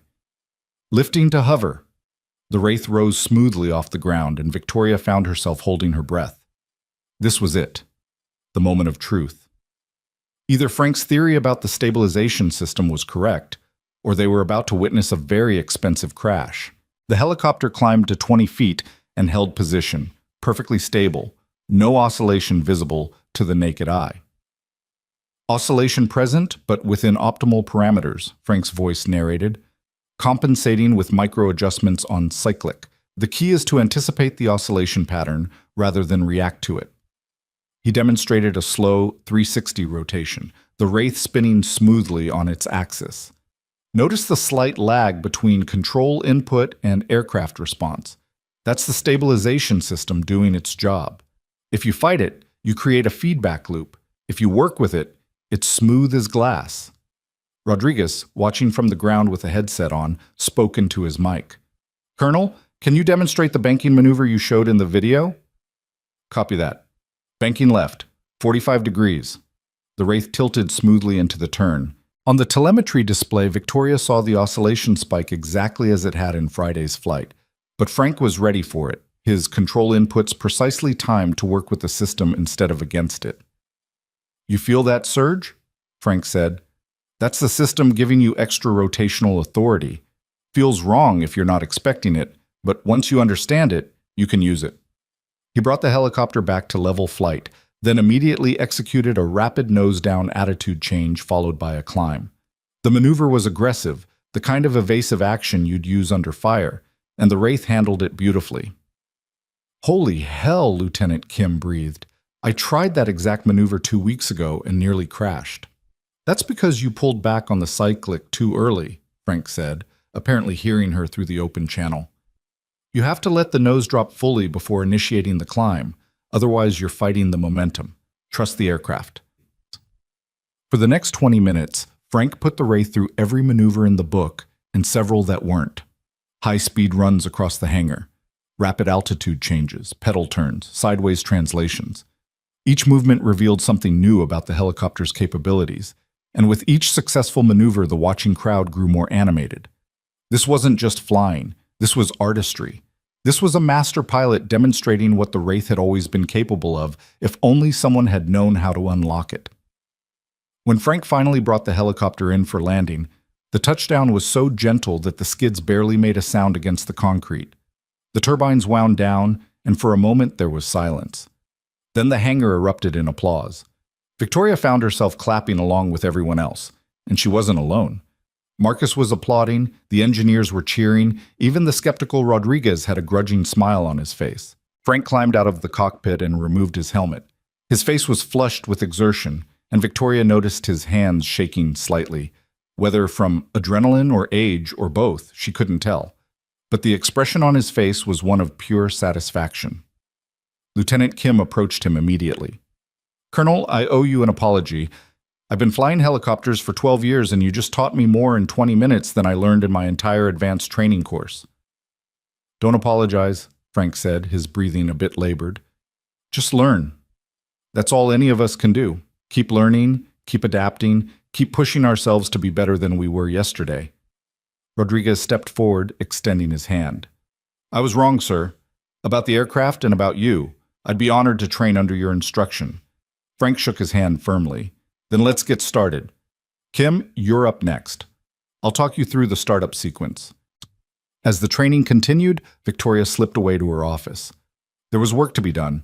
The Pentagon evaluation was getting closer every day, and Frank's brilliant flying was only part of what they needed to secure the contract. She found James Whitmore waiting outside her door, his expression troubled. "We need to talk," he said without preamble.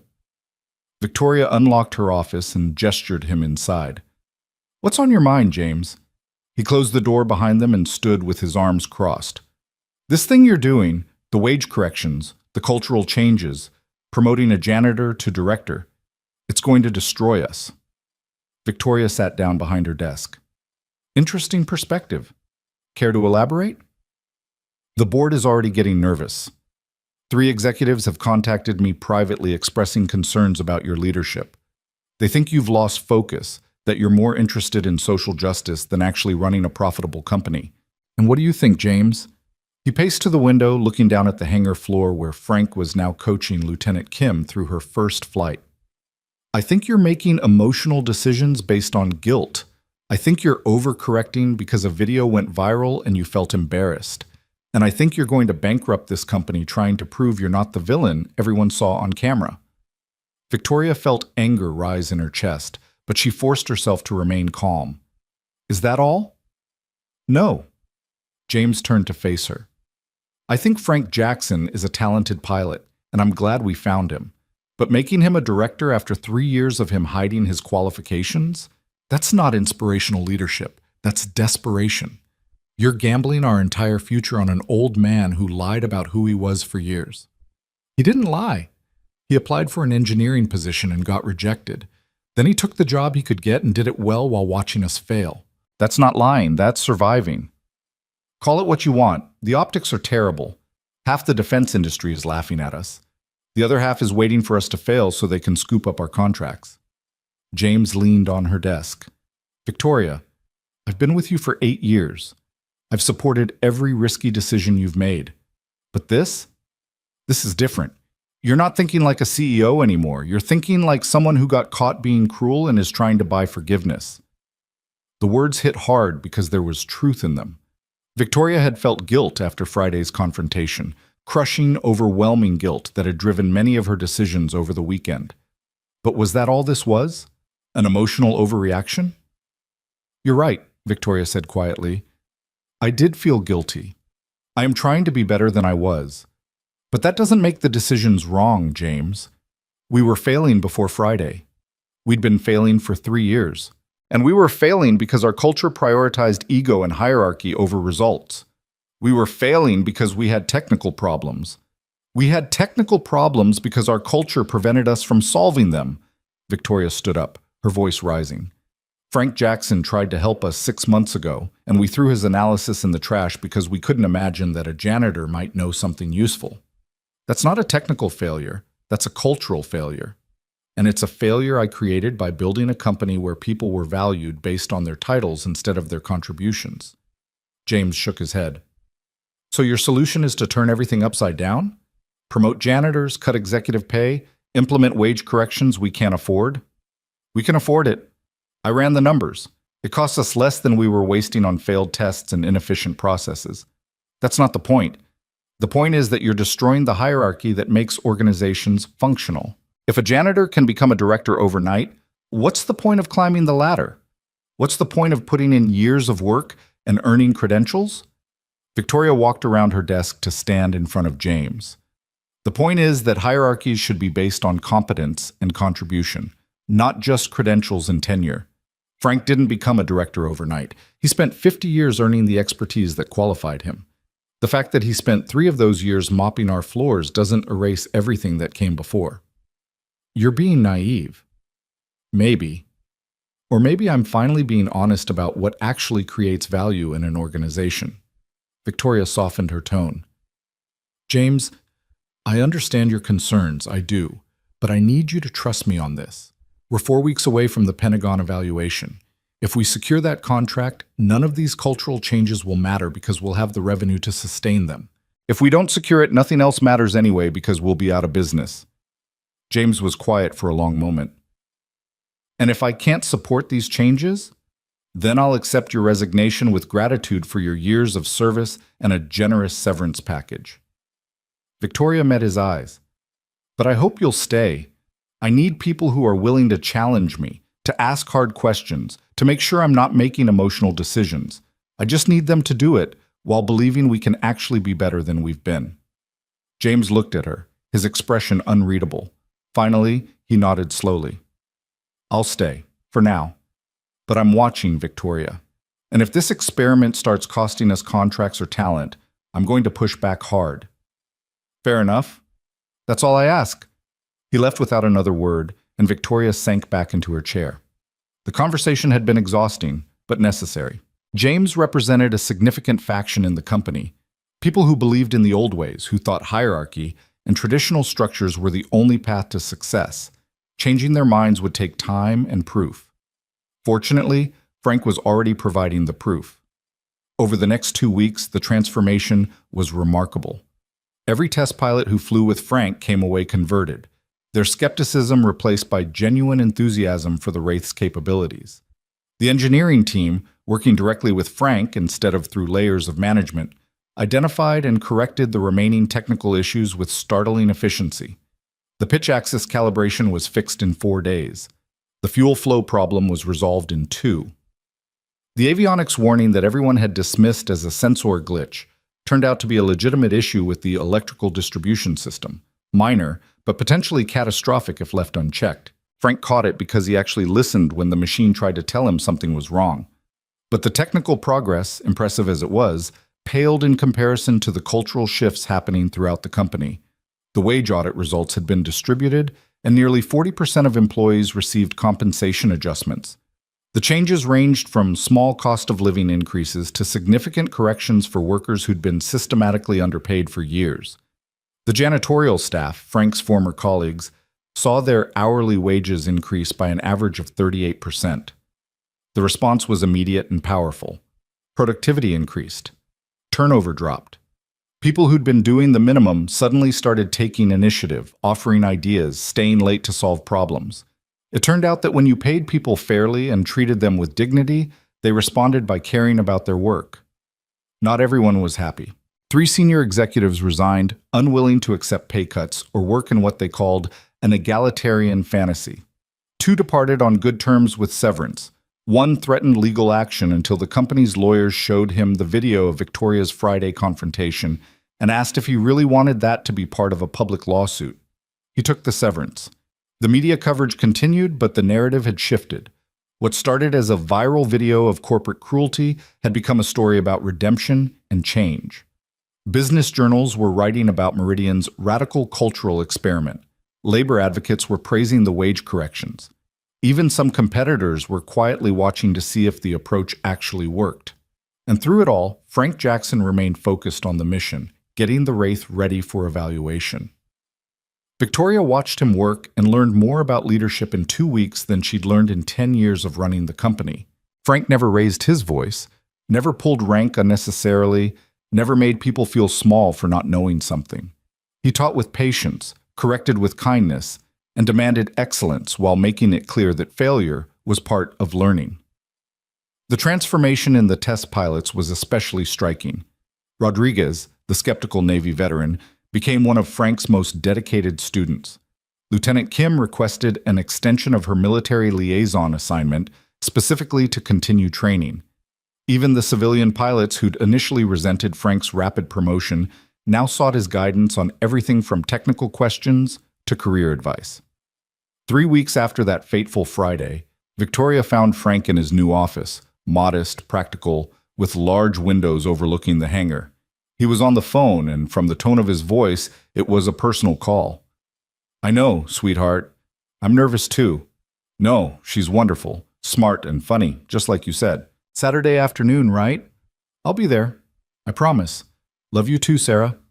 He hung up and noticed Victoria in the doorway. "Sorry, didn't mean to interrupt," she said. "Not interrupting, just confirming plans for this weekend. My daughter and granddaughter are flying in."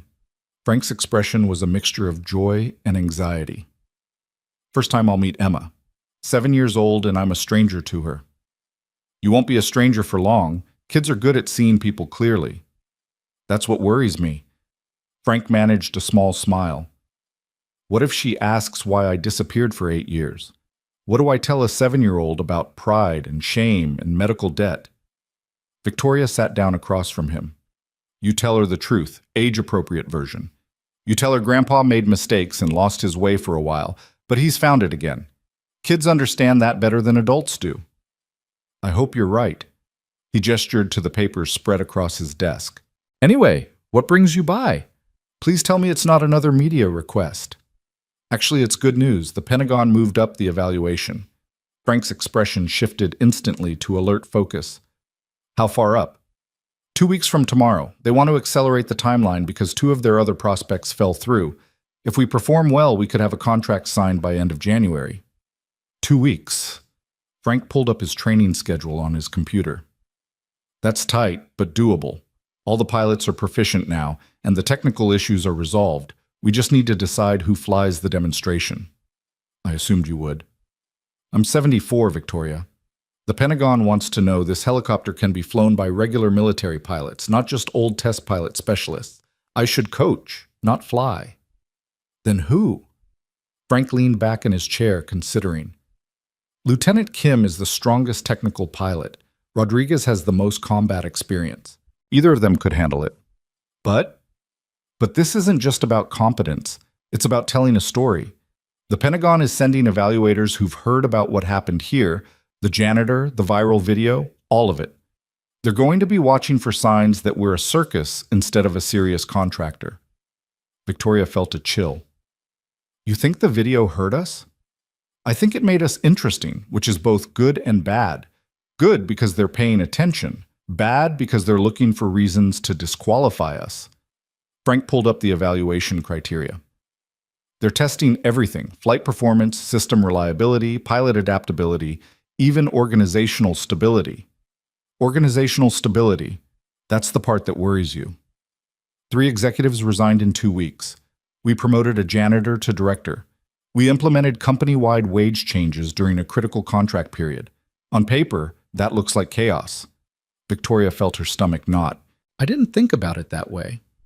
Most people wouldn't, but Pentagon acquisition officers are paid to be paranoid. They're going to ask hard questions about whether we're a stable long-term partner or a company in the middle of an identity crisis. "What do we do?" Frank smiled. "We tell them the truth. We were in crisis, we recognized it, and we're fixing it. We show them that the changes we've made aren't distractions. They're the reason we're suddenly succeeding." "You make it sound simple." "It is simple. It's just not easy." He pulled out a notebook, the same one he'd shown Victoria that first Monday, and began writing. "We need to prepare a narrative that explains everything clearly: the technical failures, the cultural problems, the breakthrough moment, and the systematic changes we've implemented. We need to own our mistakes instead of hiding them. That's risky. Admitting failure to potential clients."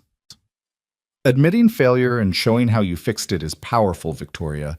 It demonstrates adaptability, honesty, and competence under pressure, all things the Pentagon values in contractors. Frank looked up from his notes. "Besides, they're going to find out anyway. Better to control the narrative than let them discover it through research." Victoria nodded slowly. He was right, of course. Trying to hide or minimize what had happened would only make it worse when the truth inevitably emerged. "All right," she said. "Let's prepare a full briefing for the evaluation team. Technical specifications, testing results, cultural changes, everything. We'll be completely transparent." "Now you're thinking like a leader." Frank returned his attention to his notebook. "I'll work on the technical presentation. You should prepare to talk about the organizational changes, why you made them, what results you've seen, how they've improved our capabilities." "Me? Shouldn't you present that part?" "Victoria, they need to hear it from you. The CEO admitting mistakes and explaining how she's fixing them carries weight. If I do it, I'm just an employee following orders. If you do it, you're a leader taking responsibility." She felt a flutter of nerves. "I'm not good at that kind of vulnerability." "You're better than you think. You apologized to me in front of the entire company. You've been honest with your board about failures. You're learning." Frank's expression softened. "Besides, being uncomfortable means you're growing. The day this feels easy, that's when you need to worry." Victoria stood up, feeling the weight of what lay ahead. 2 weeks. 2 weeks to prove that everything they'd been building wasn't just a feel-good story, but a genuine transformation that produced results. "Frank, can I ask you something?" "Of course. Do you regret it? Taking the challenge that day, everything that's happened since?" He considered the question carefully. "I regret that it took public humiliation to create change. I regret that people like me have to prove ourselves over and over while others are assumed competent based on credentials alone. I regret the years I lost with my family because I was too proud to admit I needed help." He paused. "But do I regret standing up and showing people who I really am? No, not for a second. Because whatever happens with the Pentagon evaluation, whatever happens with this company, I got my life back. I got to be a pilot again, a teacher again, a leader again. And in 2 days I get to meet my granddaughter, not as some distant relative she's never known, but as someone she can be proud of." His voice grew thick with emotion. "So no, Victoria, I don't regret it. I'm grateful for it, even though the path there was painful for both of us." Victoria felt tears threatening and blinked them back. "Thank you. For taking the chance, for teaching us, for being patient with me while I figured out how to be better. We're all figuring it out together. That's what makes it work." Frank smiled. "Now get out of here. You have a presentation to prepare, and I need to finalize training protocols." Victoria left his office feeling steadier than she had in days. 2 weeks. They could do this. They had to. The next 13 days passed in a controlled frenzy of preparation. Every system was tested and retested. Every pilot logged additional training hours. The hangar was cleaned and organized to military standards. Documentation was compiled, reviewed, and refined. Frank worked 18-hour days, and Victoria had to forcibly send him home several times when she noticed him struggling with fatigue. His body wasn't keeping up with his mind's demands, but his determination never wavered. On the Friday before the evaluation, Sarah and Emma Jackson arrived. Victoria watched from her office window as Frank met them in the parking lot. She saw him drop to one knee to be at eye level with the little girl, saw the moment Emma's shyness broke, and she threw her arms around his neck. She saw Frank's shoulders shake with what could only be sobs, and she saw Sarah wrap her arms around both of them. It was a private moment, and Victoria felt guilty for watching, but she couldn't look away. This was what they'd been fighting for, not just contracts and profits, but the restoration of dignity and connection, and all the things that made life worth living beyond work. Her phone rang. It was Marcus. "Victoria, we've got a problem. The port turbine is showing anomalous vibration readings. Nothing critical yet, but it's outside normal parameters." The moment of sentiment shattered. "I'll be right down." She grabbed her jacket and headed for the hangar, her mind already racing through contingencies. They had 3 days. 3 days to ensure everything was perfect. This was it. The moment when all the changes, all the struggles, all the hope they'd built would be tested against the hardest judge of all, reality. And they were out of time to prepare. The turbine vibration turned out to be a loose mounting bolt. Simple fix, 15 minutes of work. But it was a stark reminder that even with all their preparation, machines could fail at the worst possible moments. Victoria stood in the hangar at midnight on Sunday, watching the maintenance crew run final diagnostics, while Frank supervised from a rolling chair because his legs had given out 2 hours earlier. You should be home with your family, Victoria told him. They're asleep at the hotel. I'll see them at breakfast. Frank studied the diagnostic readouts with bleary eyes. Besides, Sarah understands. She grew up with a father who checked aircraft before bedtime like other dads checked door locks. What does Emma think of all this? Frank's tired face broke into a genuine smile. She thinks her grandpa is a superhero. She told everyone at the hotel restaurant that I fly attack helicopters and used to be invisible. 7-year-old logic is interesting. Victoria laughed despite her exhaustion. She's not wrong about the invisible part. No, I suppose she's not. Frank shifted in the chair, wincing. Sarah and I talked for 3 hours last night. Really talked. First honest conversation we've had in almost a decade. How was it? Painful. Necessary. She's angry, not about the money or the struggle, but about me shutting her out. She wanted to help, and I wouldn't let her. Frank rubbed his eyes. I told myself I was protecting her from my problems, but really I was just protecting my ego from admitting I'd failed. The maintenance chief approached them. Colonel Jackson, all diagnostics are green. The vibration was just the mounting bolt working itself loose during high-stress maneuvers. We've secured it and checked every other connection point. She's ready. Thank you, Chief. Frank tried to stand and his legs buckled slightly. Victoria caught his arm. That's it. You're done for tonight. Doctor's orders except, I'm not a doctor. I'm your boss. I don't recall that being in my contract. I'm adding it as an amendment. CEOs can do that. Victoria helped him toward the exit. I'm driving you to your hotel, you're sleeping for at least 6 hours, and tomorrow you're spending the day with your family. The Pentagon team doesn't arrive until Monday afternoon. We have time. Frank started to protest, then seemed to realize he didn't have the energy. Fine. But if anything comes up, then Marcus and the team will handle it. That's what delegation means, Frank. You taught us to trust people. Now you have to actually do it yourself.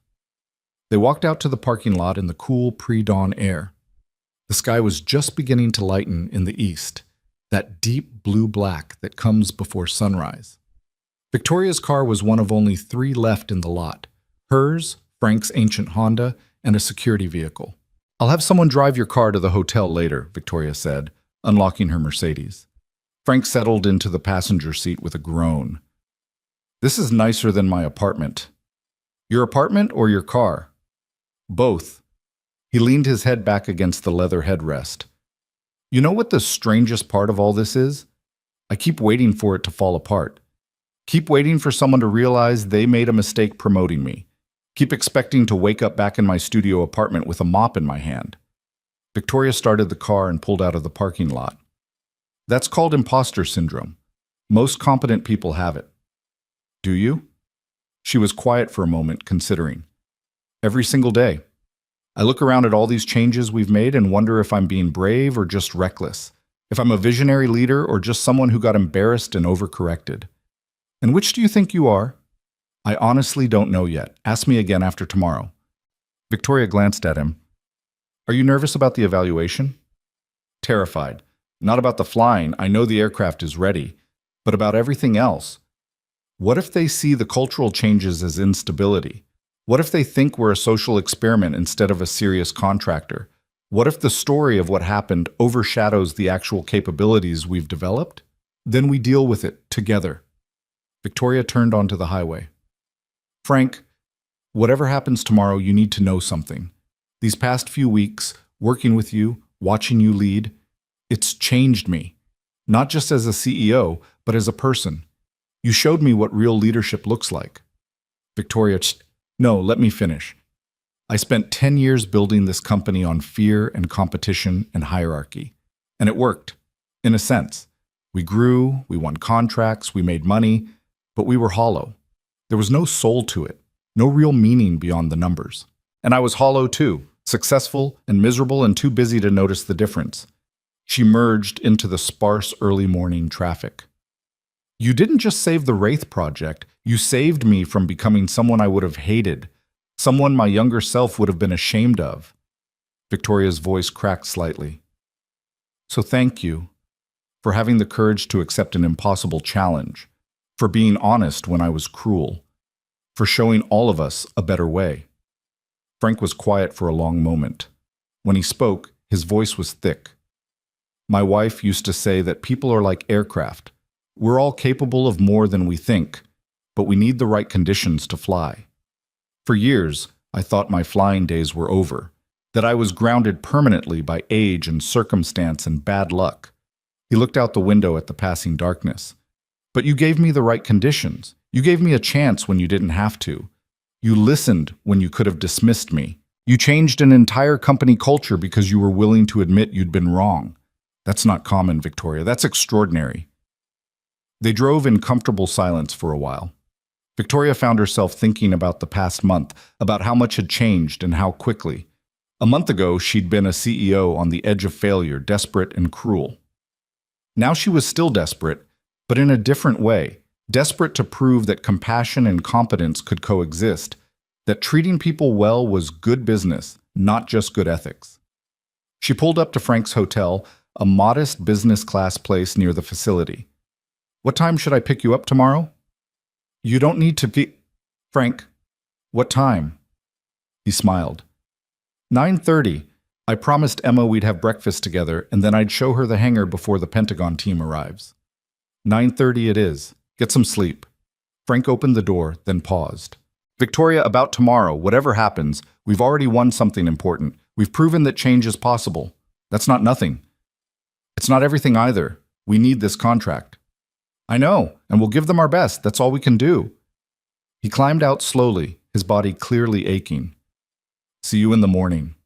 Victoria watched him walk into the hotel, then sat in the parking lot for a moment, suddenly too tired to drive home. Her phone buzzed. A text from Marcus. All systems green. Get some rest, boss. Tomorrow's the big day. She texted back. You too. And Marcus, thank you for staying, for believing. His response came quickly. Thank you for being worth believing in. Victoria finally drove home as the sun began to rise, painting the sky in shades of orange and pink. Beautiful and ephemeral, like hope. Monday arrived with crystal clear skies and temperatures in the low 60s, perfect flying weather. Victoria picked up Frank at exactly 9:30 and found him in the hotel restaurant with Sarah and Emma. The little girl was chattering excitedly about helicopters and grandpas and whether the Wraith could do loops like the planes she'd seen at air shows. Helicopters don't do loops, sweetie, Frank explained patiently. But they can do other things that planes can't. Want to come see? Emma's eyes went wide. Really? I can see it? If it's okay with your mom and Ms. Ashford, Sarah smiled. It's fine with me. Emma's been talking about nothing else since yesterday. Then let's go. Frank stood up, moving better after a night's rest. He was wearing his new uniform, not military, but professional. Pressed slacks, a Meridian Aerospace polo shirt with his title embroidered on it, and a lightweight jacket. He looked every inch the director he now was. They drove to the facility with Emma keeping up a constant stream of questions. How fast did the helicopter go? How loud was it? Could it fly upside down? Did Grandpa ever get scared? Frank answered each question seriously, never talking down to her, treating her curiosity with respect. Victoria found herself watching them in the rearview mirror and feeling a deep sense of rightness. This connection between grandfather and granddaughter, this reclaimed relationship, this was as important as any contract. At the facility, Emma's excitement reached new heights. The hangar seemed impossibly huge to her, and the Wraith looked like something from a movie. Frank lifted her up to look into the cockpit, explaining the controls in simple terms while she listened with rapt attention. Your grandpa is very special, Victoria told Sarah as they watched from a distance. I know, I just forgot for a while. Sarah's voice was quiet. When my mom died and he disappeared, I was so angry. I thought he'd abandoned us. I didn't understand he was drowning and didn't want us to see it. He's not drowning anymore. No, he's flying again, in more ways than one. Sarah turned to Victoria. Thank you for seeing him, for really seeing him when everyone else just saw a janitor. I didn't see him at first either. He had to force me to look. Victoria felt the familiar twist of shame. I'm not the hero in this story, Sarah. Maybe there doesn't have to be a hero. Maybe it's enough that you both found a way to be better. Sarah smiled. That's what I'm trying to teach Emma. that making mistakes is okay as long as you fix them, that being wrong isn't the end if you're willing to learn. A car pulled into the parking lot, a black SUV with government plates. Then another, and another. The Pentagon evaluation team had arrived early. Victoria's stomach clenched. "They're here." Frank saw the vehicles and gently set Emma down. "Sweetheart, Grandpa has to work now. But you and your mom can watch from the observation room, okay? Okay, will you do the cool flying? Not today, but you'll see other pilots do amazing things." He knelt down to her level. "Emma, this is very important work. These people decide if the helicopter I helped build is good enough, so I need you to be very grown up and quiet while we work. Can you do that?" Emma nodded solemnly. "I'll be so quiet they won't even know I'm there, like when you were invisible." Frank laughed and hugged her. "That's my girl." Sarah took Emma's hand and headed toward the observation area, while Victoria and Frank walked out to meet the evaluation team. 6 people emerged from the SUVs, 3 in military flight suits, 2 in business attire, and 1 older man in a suit that practically screamed senior Pentagon official. Colonel Brennan appeared from inside the facility to make introductions. "Ms. Ashford, Colonel Jackson, this is Brigadier General Raymond Walsh, head of the Acquisition Committee. General Victoria Ashford, CEO of Meridian Aerospace, and Colonel Frank Jackson, Director of Flight Operations." General Walsh was in his early 60s with steel gray hair and the kind of assessing gaze that missed nothing. He shook hands with both of them, his grip firm. "I've heard quite a bit about you both. Some of it from official reports, some from a very interesting video that's been circulating." Victoria's heart sank, but Frank spoke calmly. "General, we're prepared to address any concerns about that incident as part of our formal briefing." "I should hope so. That's part of why we moved the evaluation up. Needed to see firsthand if Meridian is a stable operation or a publicity stunt." Walsh's expression was unreadable. "But first, let's see this helicopter everyone's talking about. I want a full technical briefing, then we'll move to flight demonstrations." The next 2 hours were the most intense of Victoria's professional life. They walked the evaluation team through every aspect of the Wraith: design specifications, testing protocols, performance data, maintenance requirements. Marcus led the technical presentation with quiet competence, and Victoria could see the Pentagon engineers gradually shifting from skepticism to genuine interest. But it was Frank's portion of the briefing that really captured their attention. He explained the flight control philosophy, the deliberate oscillation design, the training protocols they'd developed. He was clear, concise, and utterly authoritative. This wasn't a janitor pretending to be an expert. This was an expert who'd temporarily worked as a janitor. General Walsh interrupted several times with sharp questions, and Frank answered each one without hesitation. The other military pilots in the room began nodding along, recognizing the combat flight theory behind the design. Then came the moment Victoria had been dreading. Walsh asked directly about the viral video. "Ms. Ashford, I need to understand what happened that day. Not the sanitized version, the truth. Because right now it looks like your company was in chaos until a janitor saved you. That's not the kind of stability the Pentagon needs in a long-term contractor." Victoria took a breath and made a decision. Complete honesty. No spin. "General, you're absolutely right. We were in chaos. For 3 years, we'd been failing to solve problems that should have been straightforward because our organizational culture valued credentials and hierarchy over actual competence. I personally created that culture through my leadership, or lack of it." She pulled up a slide showing the company's testing failures over time. "We had the expertise we needed already in our building. Colonel Jackson applied for an engineering position when we opened this facility, and our HR department rejected him without an interview because he was 71 years old. So he took a janitorial position because he needed the work, and for 3 years he watched us fail while possessing the exact knowledge we needed to succeed." Walsh leaned forward. "Why didn't he speak up?" "He did, sir," Frank interjected. "I wrote a detailed technical analysis 6 months ago and left it on our lead engineer's desk. It was dismissed without being read because it came from a janitor. The assumption was that someone in my position couldn't possibly have relevant expertise." Marcus spoke up, his voice steady despite obvious discomfort. That was my decision, General, and it was wrong. I let pride and assumption blind me to a valid technical solution. It's a mistake I won't make again. Victoria continued. The incident you saw on video was the breaking point. I publicly humiliated Colonel Jackson by challenging him to fly the Wraith, thinking I was making a point about expertise. Instead, he made a point about my failures as a leader. He flew the aircraft flawlessly and exposed everything that was wrong with how we operated. She advanced to the next slide, showing the organizational changes implemented since that day. We responded by completely restructuring our culture. We implemented immediate wage corrections for underpaid employees. We established open-door policies for ideas from any level. We promoted based on competence rather than credentials alone.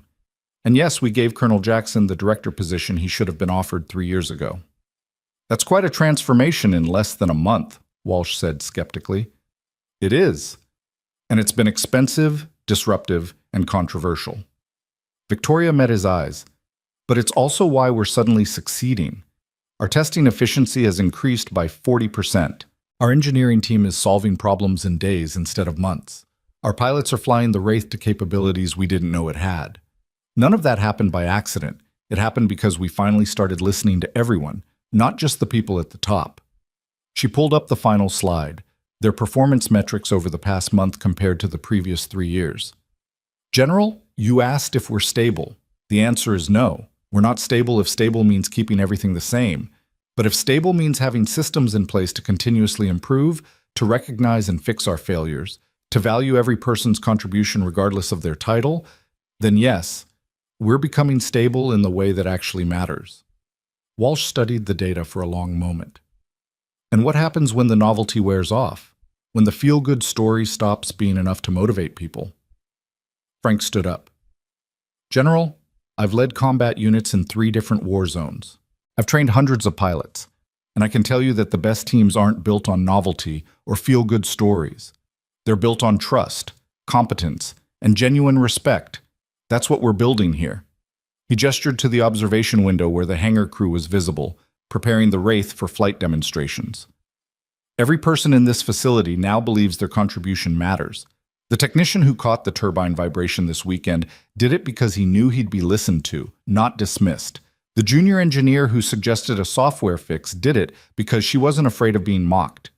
The test pilots are flying better because they're being trained rather than blamed. Frank's voice was calm but carried absolute conviction. You're right to be skeptical about sudden changes. But this isn't sudden. It's 3 years of problems finally being addressed by people who care enough to fix them.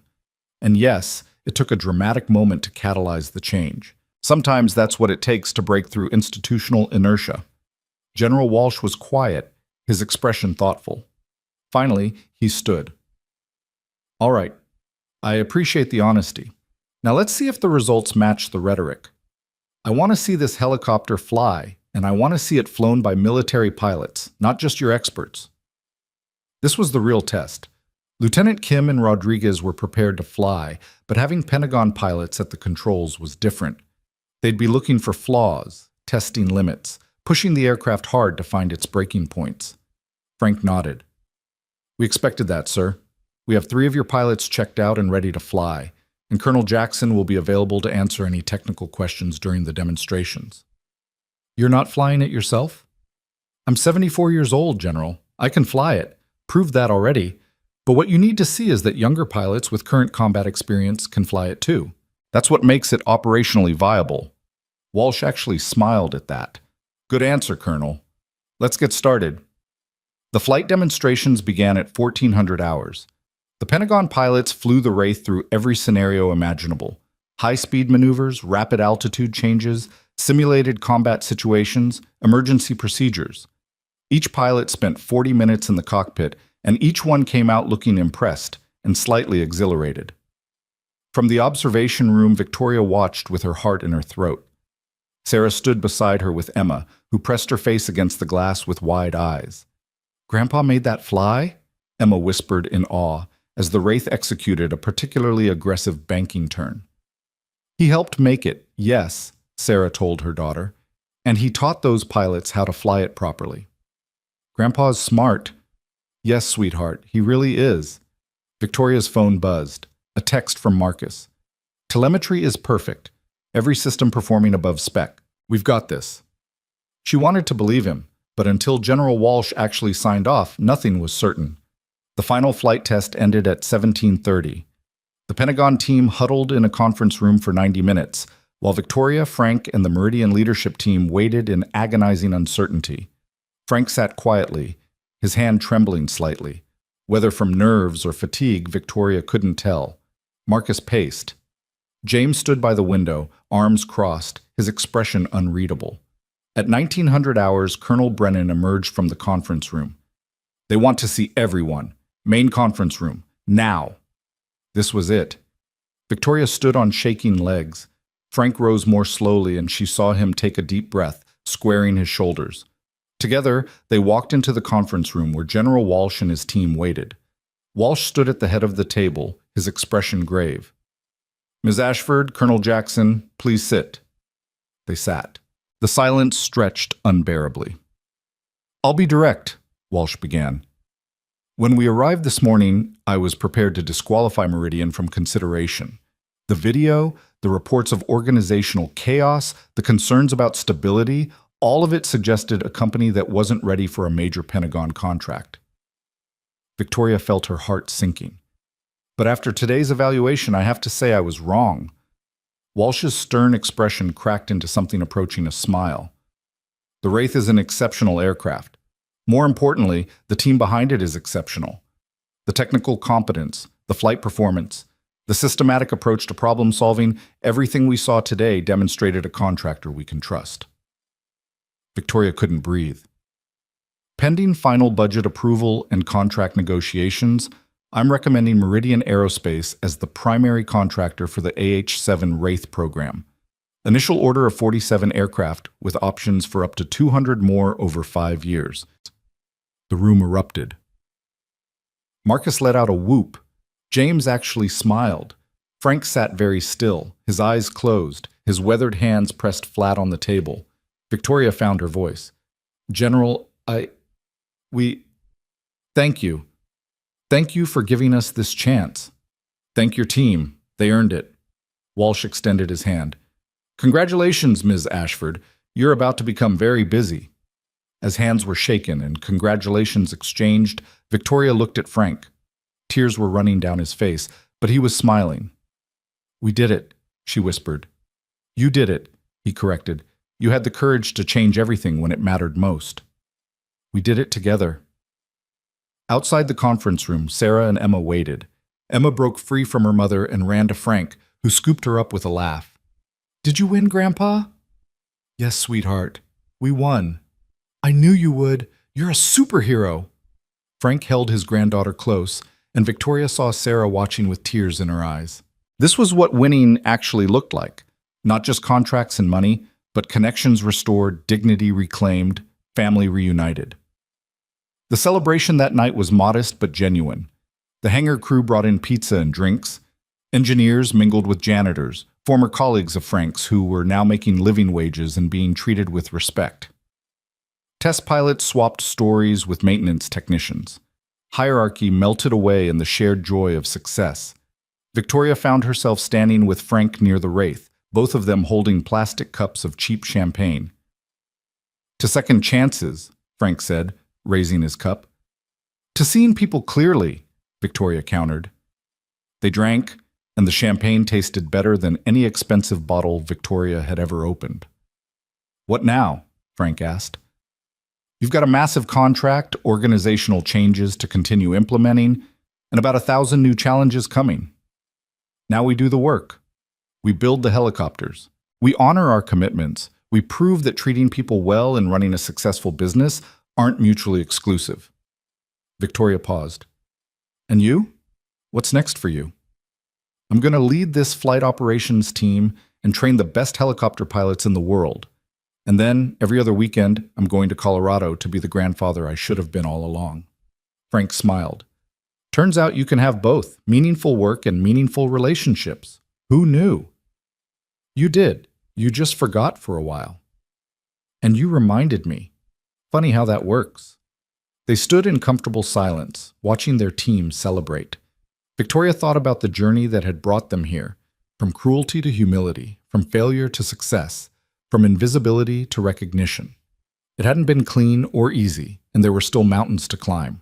But they'd proven something important, that change was possible, that people mattered more than hierarchies, that dignity and competence could coexist. A month ago, Victoria had been a CEO who measured success in contracts and profits. Tonight, she was a leader who understood that real success was measured in people, valued, respected, empowered to be their best selves. It had taken a janitor with a mop and the courage to accept an impossible challenge to teach her that lesson, and she would spend the rest of her career making sure she never forgot it. 6 months after the Pentagon evaluation, Victoria stood in the same hangar where everything had changed, but now it hummed with a different energy. The space had expanded, literally, with a new wing added to accommodate increased production, but more importantly, the atmosphere had transformed from fearful silence to productive collaboration. 3 Wraith helicopters sat in various stages of assembly, surrounded by technicians and engineers working side by side. The artificial barrier between thinkers and doers had dissolved, replaced by teams that valued every perspective. A senior engineer consulted with a maintenance specialist about mounting bracket placement. A junior designer sketched modifications suggested by a 40-year veteran machinist. Frank stood near the 3rd aircraft, deep in conversation with 2 Pentagon liaison officers who'd become permanent fixtures at the facility. Victoria watched from the elevated walkway, Marcus beside her reviewing production schedules on his tablet. "We're actually ahead of schedule," Marcus said, sounding almost surprised. "First delivery is set for 3 weeks from now, and we'll beat that by at least 5 days. How's the team holding up?" "Better than expected. Morale is higher than I've ever seen it. Turnover is down to almost nothing. We've only lost 2 people in 6 months, both to retirement." Marcus looked up from his tablet. "You know what's interesting? Productivity increased even though we reduced mandatory overtime and improved work-life balance. Turns out rested, happy employees work more efficiently." "Imagine that," Victoria said dryly. "It's almost like treating people well is good for business." "Revolutionary concept," Marcus smiled. "Speaking of which, I got the quarterly financials this morning. Despite the wage corrections and benefits improvements, our operational costs are down 8% from last year." "How is that possible?" "Efficiency gains mostly. When people aren't afraid to report problems early, we catch and fix issues before they become expensive disasters. When everyone feels ownership of the project, they're more careful with resources. And when we're not constantly recruiting and training replacements for people who quit, we save massive amounts on HR costs." Victoria shook her head in wonder. "We spent 10 years doing it wrong." "We spent 10 years doing it the way everyone does it. You just had the courage to try something different." Marcus closed his tablet. "The board meeting is in an hour. You ready for it?" "As ready as I'll ever be." The quarterly board meeting had become less adversarial over the past months, but there were still skeptics, board members who viewed the cultural changes as unnecessary expenses, who wanted to return to traditional business practices now that the Pentagon contract was secure. Victoria had spent the morning preparing her presentation, armed with data that proved compassion and profitability weren't mutually exclusive. She found Frank in his office an hour before the meeting, reviewing pilot training reports.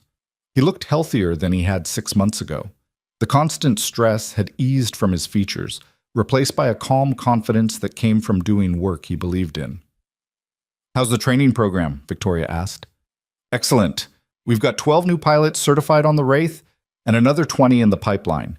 The military is so impressed they're sending their instructor pilots here to learn our methods." Frank set down his reading glasses. "Never thought I'd see the day when Meridian Aerospace became the gold standard for helicopter training. Never thought I'd see the day when I'd willingly take a pay cut and feel good about it." Frank laughed. "How's the board taking the sustained changes?" "Mixed. Thompson and Rodriguez are fully supportive. They've seen the numbers and they're believers. Patterson is still skeptical but willing to wait and see. Caldwell wants to roll everything back and return to proven methods." Victoria sat down across from him. "He's been calling other board members privately, suggesting I've lost focus on profitability." "Have you?" "No, I've gained focus on sustainability. There's a difference." Victoria pulled out her phone and showed Frank a news article. "Forbes published this yesterday. Meridian Aerospace, Can Compassionate Capitalism Actually Work? They interviewed 20 of our employees, from executives to maintenance staff. Read the quotes. Frank scrolled through the article, his expression softening as he read testimonials from people whose lives had been changed by the wage corrections and cultural shifts. One of his former janitorial colleagues had been able to afford medical treatment for his wife. A single mother engineer had accessed the new child care assistance program. A young machinist had enrolled in night school using the education benefits. "This is what success looks like," Frank said quietly. "Not just the helicopters we build, but the lives we change while building them." Try telling that to Caldwell. He thinks anything that doesn't directly increase shareholder value is waste. Then show him the retention rates, the productivity gains, the fact that we're beating every deadline. Show him that investing in people is the best investment a company can make. Frank handed back her phone. "And if he still doesn't get it, remind him that you're the CEO and he's not." Victoria smiled. "I knew there was a reason I made you director. Because I'm devastatingly charming and modest? Because you're right about the things that matter." The board meeting began at 1400 hours in the executive conference room. 12 board members sat around the polished table, some attending virtually via video conference, their expressions ranging from supportive to hostile. Victoria stood at the head of the table with her presentation ready, Frank seated to her right as a show of unified leadership. "Thank you all for coming," Victoria began. "I know there have been concerns about the direction of the company over the past 6 months. Today, I want to address those concerns with data, not rhetoric." She pulled up the first slide showing revenue projections versus actuals. As you can see, we're exceeding our revenue targets by 12%. The Pentagon contract is ahead of schedule and under budget. We've received inquiries from 4 allied nations about purchasing wraiths, representing potential additional revenue of $800 million over the next 3 years. Caldwell interrupted immediately. "Those are good numbers, Victoria, but they don't account for the increased labor costs from your wage corrections. You've added nearly $15 million in annual payroll expenses." "That's correct. And we've saved $22 million in reduced turnover, improved efficiency, and decreased error rates. Net gain of $7 million annually." Victoria advanced to the next slide showing detailed cost analysis. "When you account for the full economic impact, treating employees well is significantly more profitable than the old model," Patterson spoke up from the video screen. "What about the executive compensation reductions? How are you retaining top talent when they can make more elsewhere?" "We've actually improved our executive retention," Victoria replied. "In the past year, we've lost 0 executives to competing offers. The 3 who left did so because they disagreed with our cultural direction, and frankly, they weren't the right fit for where we're going. The executives who stayed are more engaged and productive than ever because they're part of something meaningful, not just collecting paychecks." She clicked to the next slide showing employee satisfaction surveys, productivity metrics, and innovation rates. "Our employees are filing patents at 3 times the previous rate. Quality control issues are down 67%. Customer satisfaction scores are at an all-time high.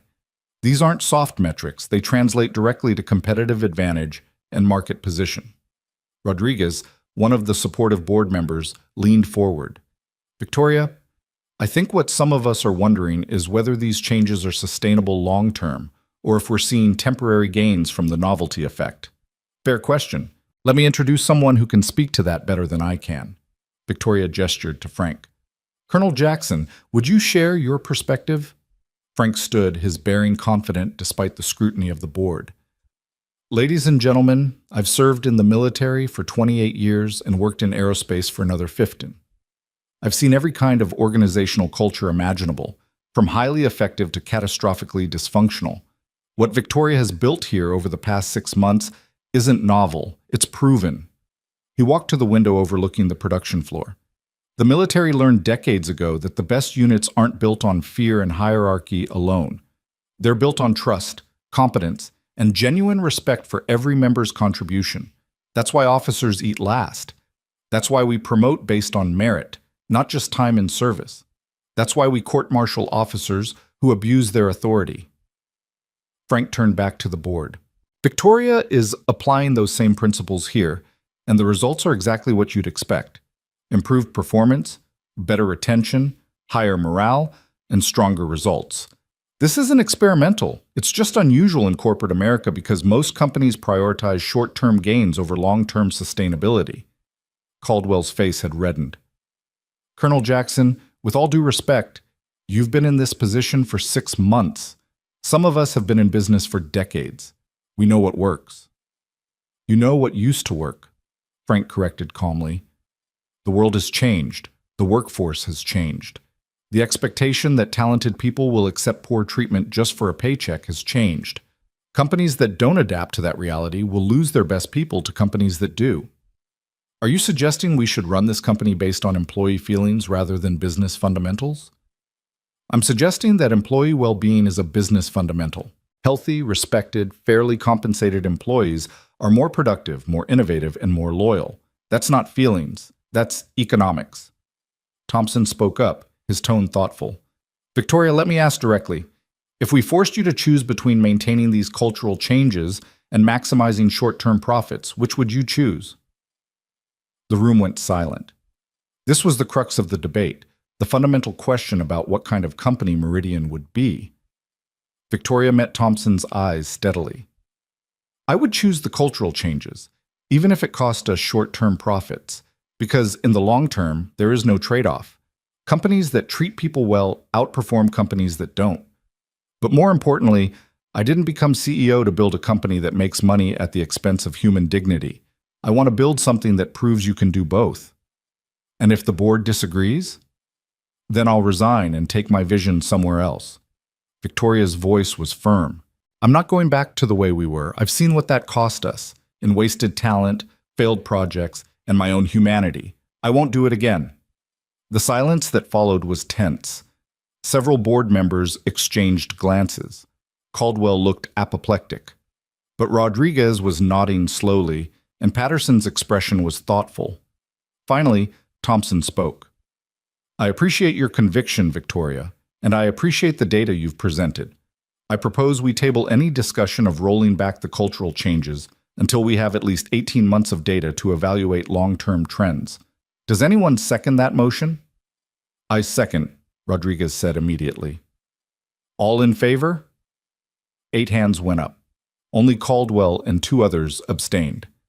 Motion carries. Victoria, you have your 18 months to prove this model works long-term. Use them well. Victoria felt relief wash over her, but she kept her expression professional. Thank you. I will. The meeting continued for another hour, covering production schedules and contract details. But the tension had eased.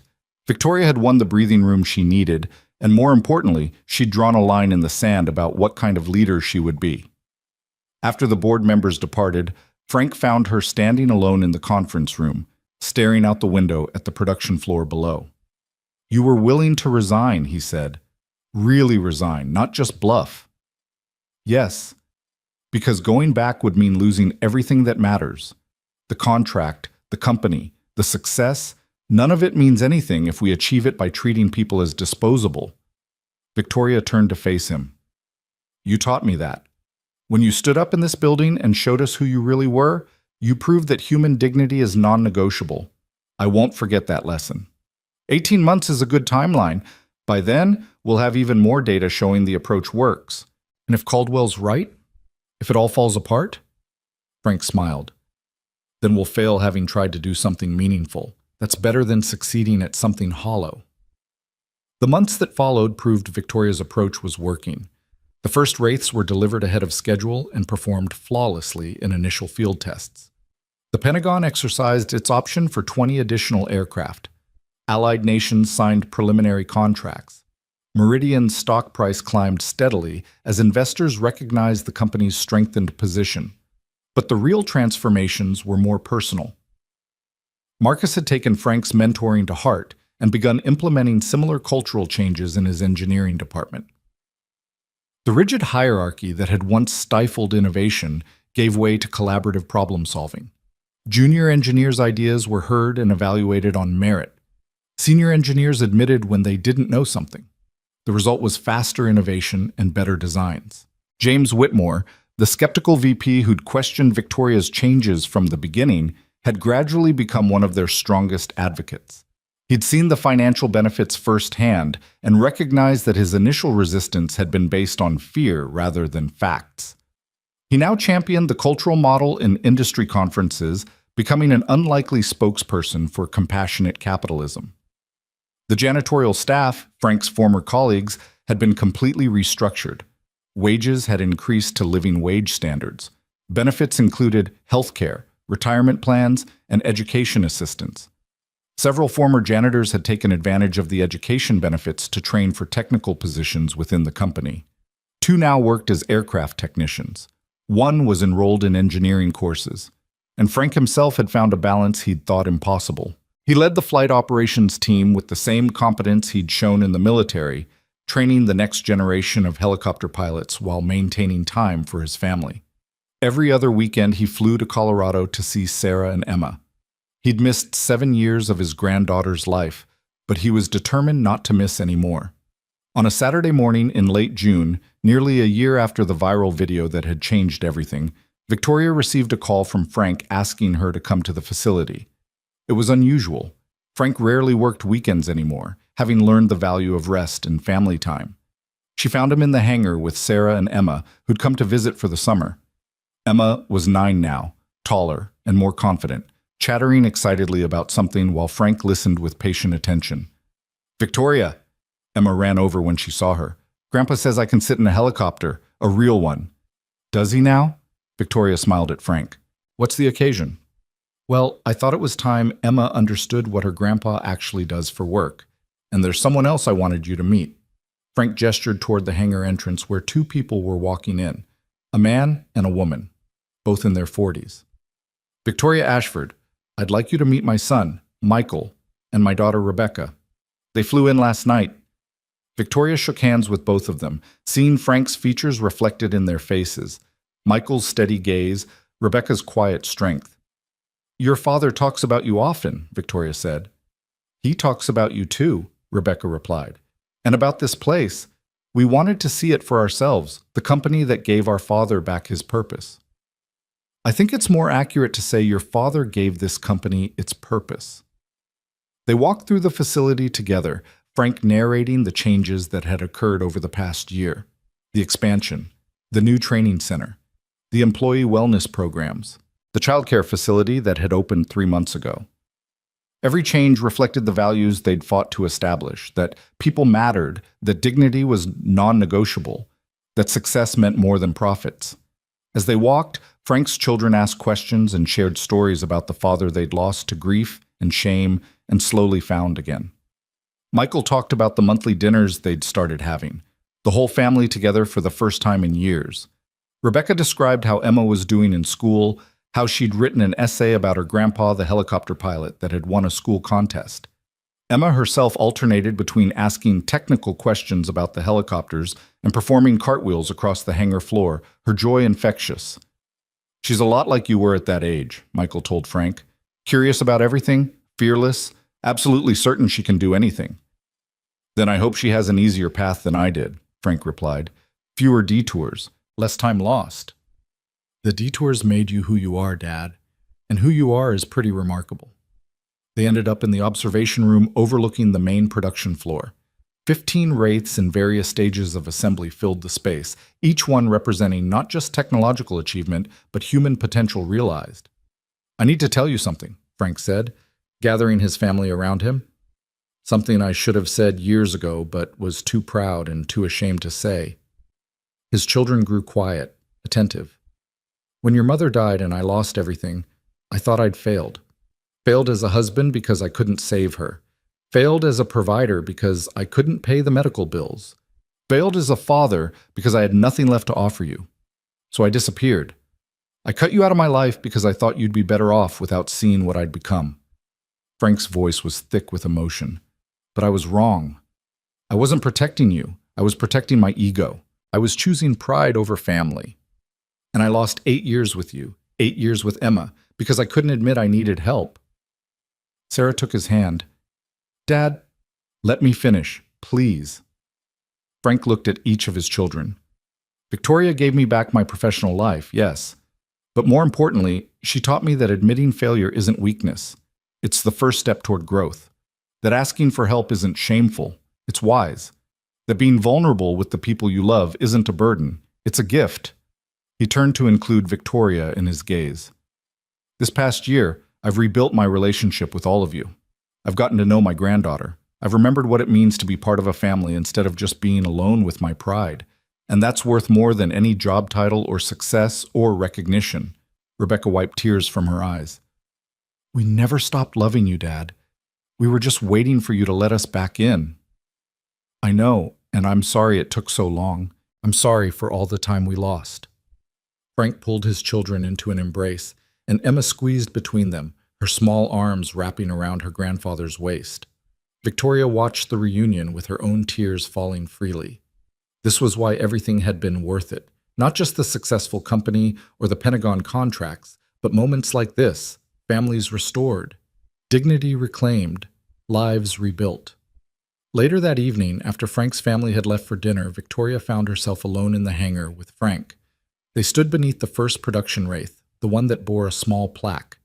AH-7 Wraith, production serial 001, first flight demonstrated by Colonel Frank Jackson. Thank you, Frank said quietly. For what? For seeing me.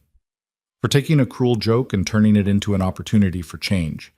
For being brave enough to admit your mistakes and strong enough to fix them. Victoria shook her head. Frank, you saved this company. You saved me from becoming someone I would have hated. If there's gratitude owed, I owe it to you. Then let's call it even. Two people who were lost finding their way back to who they were supposed to be. Deal. Victoria extended her hand and Frank shook it firmly. They stood in comfortable silence, looking at the helicopter that represented so much more than engineering achievement. It represented proof that change was possible, that dignity mattered, that people's worth wasn't defined by their job titles, but by their character and competence. What happens next? Frank asked. You've got 18 months to prove the model works long term. What's the plan? Keep doing what we're doing. Treat people well. Build great helicopters. Show the world that compassionate capitalism isn't just possible, it's superior. Victoria paused. And document everything. Because when this works, and it will work, I want other companies to see the roadmap. I want to prove that you don't have to choose between profitability and humanity. Ambitious. Learn from the best. Victoria smiled. You taught me to think bigger than quarterly earnings, to measure success in lives changed, not just dollars earned. To lead with integrity even when it's uncomfortable. I taught you to fly the helicopter properly. The rest you figured out yourself. Maybe, but having a good teacher helps. Frank's phone buzzed. He checked it and smiled. Emma wants to know if she can come back tomorrow to see the helicopters again. Says she's decided she wants to be a pilot when she grows up. Like her grandfather. Hopefully better than her grandfather. Smarter about balancing work and family. Wiser about asking for help, less stubborn about admitting mistakes. So basically, learning from your example while avoiding your mistakes. That's what each generation should do, stand on the shoulders of the one before and reach a little higher. Victoria looked around the hangar at the aircraft being built by teams that valued every member, at the facility that had transformed from a place of fear to a place of purpose, at the legacy they were creating together. I think we've built something worth standing on, she said. Something strong enough to support the next generation. I think you're right. The following months proved them both correct. The 18-month evaluation period Thompson had proposed passed with consistent positive results. Employee retention remained high. Productivity continued to improve. Innovation rates exceeded industry standards. The Pentagon contracted for additional Wraiths and began discussions about developing a next-generation platform with Meridian as the lead contractor. More companies began reaching out, wanting to understand Meridian's cultural model. Victoria started giving keynote speeches at business conferences, sharing the story of transformation with brutal honesty, including her own failures and the janitor who'd taught her to see clearly. The story resonated. Some dismissed it as feel-good nonsense, but others recognized it as a genuine roadmap for sustainable success. 3 Fortune 500 companies implemented similar cultural reforms. A dozen smaller firms adopted Meridian's training and compensation models. The movement was small but growing. Frank's training program became legendary in military aviation circles. Pilots who'd trained under him went on to instruct others, spreading his methods throughout the helicopter community. The techniques he'd developed for flying the Wraith were adapted for other platforms. His name became synonymous with excellence in combat aviation training, but perhaps the most meaningful change was the least visible. Throughout Meridian Aerospace, people walked with their heads higher. The janitors didn't just clean, they contributed ideas for improving workspace efficiency. The engineers didn't just design, they listened to input from machinists and technicians. The executives didn't just direct, they served the teams beneath them.